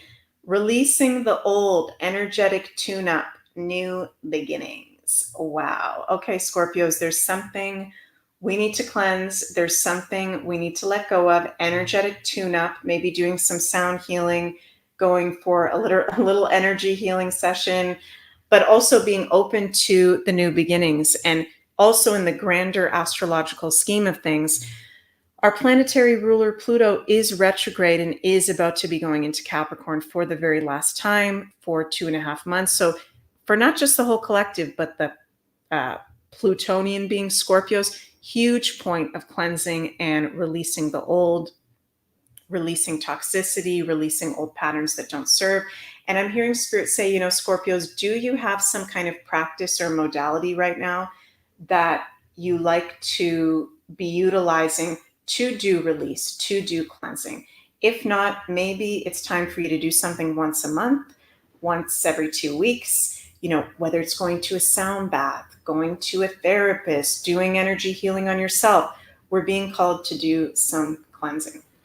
So sending lots of love to all the Scorpios out there, and hope you have a very happy July. And next we're going to move to the Sagittarian sun, moon, and risings. Let me know if we've got any Saggies here with us live. So for the Saggies, the new moon that we're going to be having in Cancer on July 5th is happening in your 8th house, the 8th house of Scorpio. So really good new moon to be putting your intentions out there for all of the 12 signs. For you specifically, Saggies, the 8th house has to do with transformation and empowerment. So focusing on when you're setting your intentions, do they feel genuinely empowering to you as you're setting them? And also, do they feel authentic to you? The 8th house of Scorpio is authenticity. Okay. So being really real with yourself about your intentions, right? Like if someone's like, I want to manifest a new car. Okay. Is that really the most important intention to be focusing on at such a beautiful new moon when you could literally be putting anything out there, right? What intention can you do having to do with your empowerment, coming from the depths of your soul and your being, 8th house? So something for you to think about. And also with this new moon in your 8th house, there can be a very positive new beginning for your romantic partner if you are in a relationship. And I think a lot of the Saggies can be highly actually fertile at the time of this new moon, because it is in the sign of Cancer, fertility in the 8th house of Scorpio, which is another sign of fertility. So if you're a Saggy trying to get pregnant or start a family, this is actually a very good new moon to be doing so. And then Saggies, we're going to be having the Pisces ruled retrogrades, Neptune and Saturn, happening in your 4th house. So during that retrograde period of Saturn and Neptune over July and the next few months, it's in alignment for you to review and reflect. Interesting what I just said, Saggies, with the pregnancy thing, because the 4th house is home, family, also pregnancy, our ancestors, our emotional well-being, and self-care. So, Saggies like to be out there and be all over the place and be exploring life and expansion. But this is a time where you're actually being called to go a bit behind the scenes, really get grounded, really maybe do some healing work, do some emotional self-care and healing as well. And I'm feeling really strong. A lot of the Saggies, it's time for you to maybe start families, get pregnant, deepen your relationship with your family of origin if you're not able to have children for whatever reason. Like really grounding into time with your family is very in alignment. Also, reviewing and reflecting your ancestors. There could be powerful information you learn about your ancestors during that retrograde time as well. Then we're going to have the full moon in Capricorn on July 21st happening in your 2nd house. So this could be a release or completion of an income stream. It is in the sign of Capricorn, so it's very much about your work. Sagittarius, there can be a change in income. And I think a lot of Saggies will be inspired to step into some entrepreneurship, some new ways, some new and empowering ways of income. around that full moon. And also, if you feel to, review your values at the time of that full moon. The second house rules our values, letting go of values that are limiting or don't and aren't serving you, and setting new values that actually do empower you can be very, very much in alignment. Tracy says, wow, okay, no new car, LOL. Were you the one earlier, Tracy, that said, I want a new car? I totally forgot about that. So were you a Sagittarius? Because that's crazy if you are. You can, call in whatever you want. Just saying, is the car the most important thing to set your intention to when it's such a special new moon? For the future, just something to think, oh, yes, okay, that's hilarious. You can't make this stuff up. Okay. We are manifesting a new car for you. We're putting that out there. Okay, so what's our oracle message for the Saggies for their highest good for the month of July? Ooh, wow. The Mist. Trust your inner compass. Be led from within. And there's a fly on my face. Oh my God. Sorry, you guys. We live out in the country. So sometimes when I do the lives, there's like a fly that comes in front of me, or there's a spider that comes down on my hair. Did you guys just see that fly? So also for you Saggies, there's a fly coming forward, which I feel like I don't know a whole lot about the spirit symbolism of a fly, but what comes to mind right away is like they have so many eyes and they're very perceptive.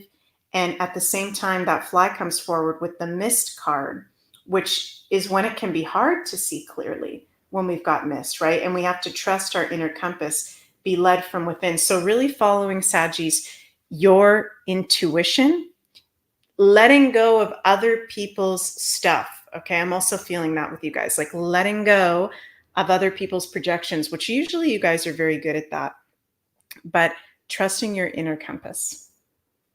So hope that resonates, and sending lots of love your way, Saggies. Have a very happy June.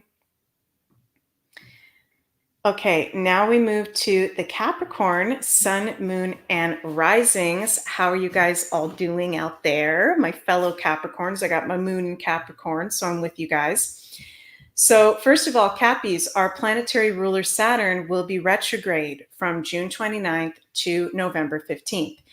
And if you've got a major Capricorn placement, then you know we have experienced in our life delays, challenge, trials, and tribulations.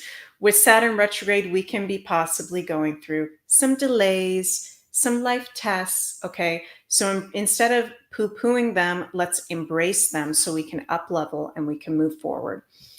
Capricorns, you're going to be having the new moon in Cancer happening in your 7th house. So this is a very positive new moon to set your intentions and experience new beginnings in love. Committed love partnerships, committed work partnerships, really honing in on your intentions around commitments ruled by the 7th house. And with that new moon being in Cancer in your 7th house, similar to what I just said for the Saggies, some of you guys can be really feeling guided to maybe have a child, to maybe start a family, to go to the next level of commitment with your romantic partner, romantic partner. Then we've got Saturn and Neptune retrograde in Pisces in your 3rd house for July and the next few months. So it's an alignment for you to be reviewing and reflecting on what you're learning and the information you take in. Also, your relationship to where you get your news, social media, your friends, your siblings, your cousins, and your relationship to your local community as well. We're going to be having a full moon in Capricorn in your sign on July 21st, which of course is the second of 2 full moon in Capricorn, so 2 of them in a row. Very powerful portal for the Capricorns of release, letting go, life tests, and initiations. So the most important thing that I think I can say to the Capricorns, and I know I've already said this in this Astro Woo and to a lot of the other signs out there, be honest with yourself about the reality checks that are coming up. Okay, Capricorn. And if there's something that you know is no longer in alignment and you feel it and it doesn't make you feel good, let that go.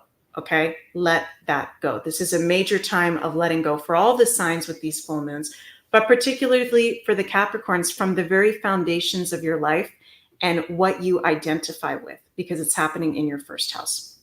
So very powerful time for you. And let's pull a card for the Capricorns for the month of July. Ooh, cosmic ocean, current dreams, future realities, new beginnings. Wow. So I feel like it's a message coming through of it is a bit of a challenging time for the Capricorns. Okay, they've been having Pluto in Capricorn since 2008. Now they're having 2 full moon in Capricorns in a row. There's challenges and initiations going on for the Capricorns, but don't forget what your dreams are. You can still put out your intentions in your dreams at the time of that new moon. Don't forget the future reality we are stepping into and the beautiful new beginnings by the end of this year, Capricorns, for you. When Pluto is out of your sign, we're going to be having a Pluto out of Capricorn party, I promise. Tune in to the love and the light and the positive of the future realities, even though there's life tests and challenges going on. And I'm actually feeling guided to pull a bonus card for the Capricorns because, yeah, they've been going through really interesting things. Immerse yourself. Training, learning, new hobbies, passions. So even though there can be still challenges, initiations, trials, even delays going on, doing something fun. You can still have fun in life. I'm hearing Spirit say, go dancing, go singing, go do karaoke, go do something fun. Immerse yourself in life, even when there's tests coming up, even when there's initiations coming up, or immerse yourself in a new subject or hobby. So I'm sending lots of cosmic love your way, Capricorns. Hope that resonated, and happy July. Okay, we've got 2 signs left. Aquarius, sun, moon, and risings. How are you guys all doing? So first of all, you're having your traditional planetary ruler, Saturn, also like the Capricorns, retrograde from June 29th until November 15th. So similar to what I said for the Capricorns, this could be, Saturn is the planet of delays, challenge, tests. So Aquarians, you may be noticing this theme in July and over the next few months of like just being tested in one way or multiple ways, having some delays, initiations, spiritual tests coming up. So pay attention to the reality checks and be honest with yourself about what is in alignment. The new moon in Cancer that we're having on July 5th is happening in your 6th house. So this is a very positive new moon to be setting intentions around your health, your day-to-day routines, your day-to-day work, and exercise as well. This is also a very positive new moon to maybe get a new pet into your life. Some of you may be having new animals, beautiful, magical pets coming into your life, putting a focus on your health and your day-to-day work in your intention setting for the long term. Then we've got Saturn and Neptune retrograde in Pisces in your 2nd house for the month of July and for the next few months. This is a very positive time for you to review and reflect on your values, your income stream. What is your relationship to pleasure and enjoyment in life as well? And some of you Aquarians can be feeling like, as you're reviewing and reflecting, really inspired to maybe step into some income streams or new jobs that are Piscean in nature. So the healing arts, the arts, creativity, or even spirituality. And the full moon in Capricorn that we're going to be having on July 21st is happening in your 12th house. So this is a very, very powerful full moon because it's in your 12th house. It's in Capricorn conjunct Pluto. Pluto is about healing. 12th house is about healing and karmic subconscious patterns. So Aquarians, I invite you to make time at that full moon in Capricorn on July 21st to maybe do some like hypnosis therapy, some subconscious therapy or reprogramming, if you will, because there can be very deep-seated karmic issues being resolved and healed at the time of that full moon in Capricorn. And again, there's a theme of possible new careers involving the age of Aquarius or spirituality or the healing arts with that full moon in your 12th house as well, that you may be inspired to step into professionally or maybe even as a hobby. And let's see what your card is for the month of July. We got this one twice, so that means it's not just for the Tauruses and the Aquarians who got this card, but it's for all of us. So Aquarians and everyone, plunge. Don't hold back. It's time. Go for it. Dive in. And I've been noticing a theme with the Aquarians where, they're the sign that rules being different and unique. And we're at a point now, Aquarian, Sun, Moon, and Risings, where the world is ready for your uniqueness, your gifts, and your weirdness. So just plunge and be yourself. Be yourself. By you being yourself, you heal the world and you inspire us to be our Aquarian weird selves and step into that beautiful light age. Plunge. And if there's anything today that you've been asking for a sign of clarity on, today or lately, this card is saying, don't hold back. Yes, it's time. Go for it and dive in. So yay, we all got that card. So sending lots of love your way, Aquarians, and see you next time. Okay, Pisces, Sun, Moon, and Risings. Last but not least, the Pisces. So Pisces, as I said at the beginning of this video, it's intense astrology for the Pisces because we've got Saturn and Neptune in your sign and going to be going retrograde. So this is a spiritual test and initiation and maybe even challenging period where you can be feeling like there's major life changes going on, and how are you going to be going through it? Okay. You are getting through it. You are up leveling in life right now. So not just Saturn in Pisces, but also Neptune, the ruling planet of Pisces, in Pisces, your planetary ruler, retrograde from July 2nd to December 7th. So overall in life, it's in alignment from now until actually December 7th to be really making space for review, reflection, revisiting, looking back, checking in with where you're at, right? Not forcing things to move forward, forcing things to happen quickly, really taking your time before stepping forward and being in a reflective mode for the month of July and for the whole next few months.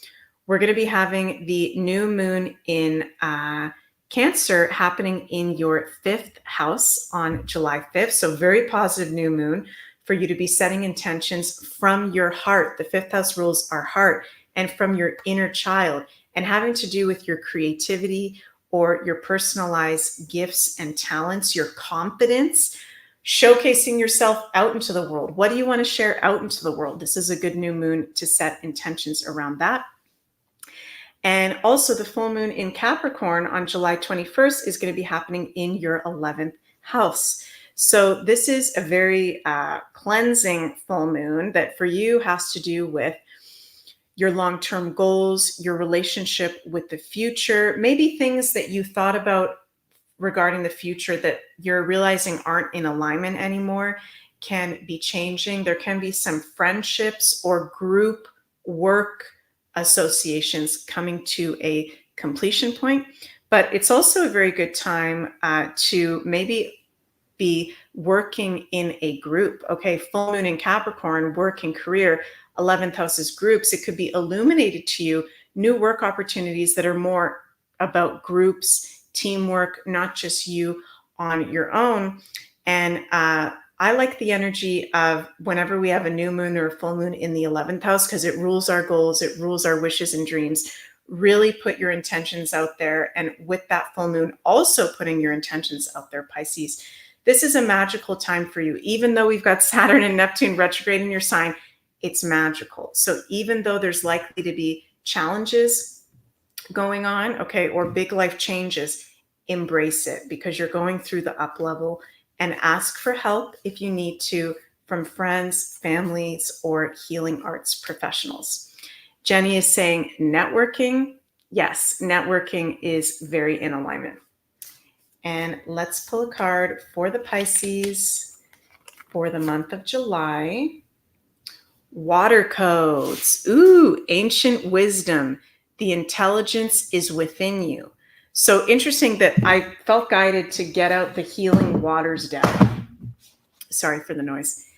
And this one, water codes. This is a very powerful card where I feel like for you specifically, Pisces, working with the element of water can really help you navigate and go through these times. Taking salt baths, going for swims in the ocean or a lake or a river near you, going to, water tanks, putting your intentions into the water, consciously working with the element of water can really help you to navigate these transits right now. And there's ancient wisdom coming forward. This card is saying the intelligence is within you. So trust your intuition. Sometimes a challenge for Pisces is they're so psychically sensitive that they take on a lot of other people's stuff. So very important for you to, be in your own stuff, in your own energy, and setting your intentions from yourself, not from what someone else may be, projecting onto you. Maria says, Pisces reading, Vito very much aligns with what I'm up to these days. Yay, confirmation, I'll get in the pool more. Fantastic. Well, we are at the end of the show. Excuse me, you guys, I had to sneeze right at the end. Thank you so much for joining me if you've made it this far with me in today's Astro Woo. And I'm wishing you all a very, very happy and magical July. Before I finish up, I want to mention that we're doing a Summer Madness sale on Beyond Mystic for the Insider Access Pass, 50% off the Insider Access Pass. And you can use code all word IAP50. So Insider Access Pass, we have a lot of cool content on there. Of course, Jean-Claude and Janine's Beyond the News, double Beyond the News. We've got Navigating the Woo, the Beyond Crypto Woo, all kinds of great content over there you can go check out. And if you'd like to have a personal astrology reading with me, those are available at consultations.beyondmystic.net. The link is in the description box of this video. And I'm booked out now all the way until September. And the bookings are coming in pretty fast for the rest of the year. So if you would like to have a reading with me this year, go over to the link in the description box of the video and book in with me. And again, please remember to like, share, and subscribe to the Beyond Mystic YouTube and Rumble channels. I love you all so, so much, and I really appreciate your positive and supportive comments. It's a lot of energy doing these shows. I absolutely love it so much. And it makes me so happy to see your positive comments out there. So I'm sending so much love to all of you, and see you all next time. Have a very happy July. Bye.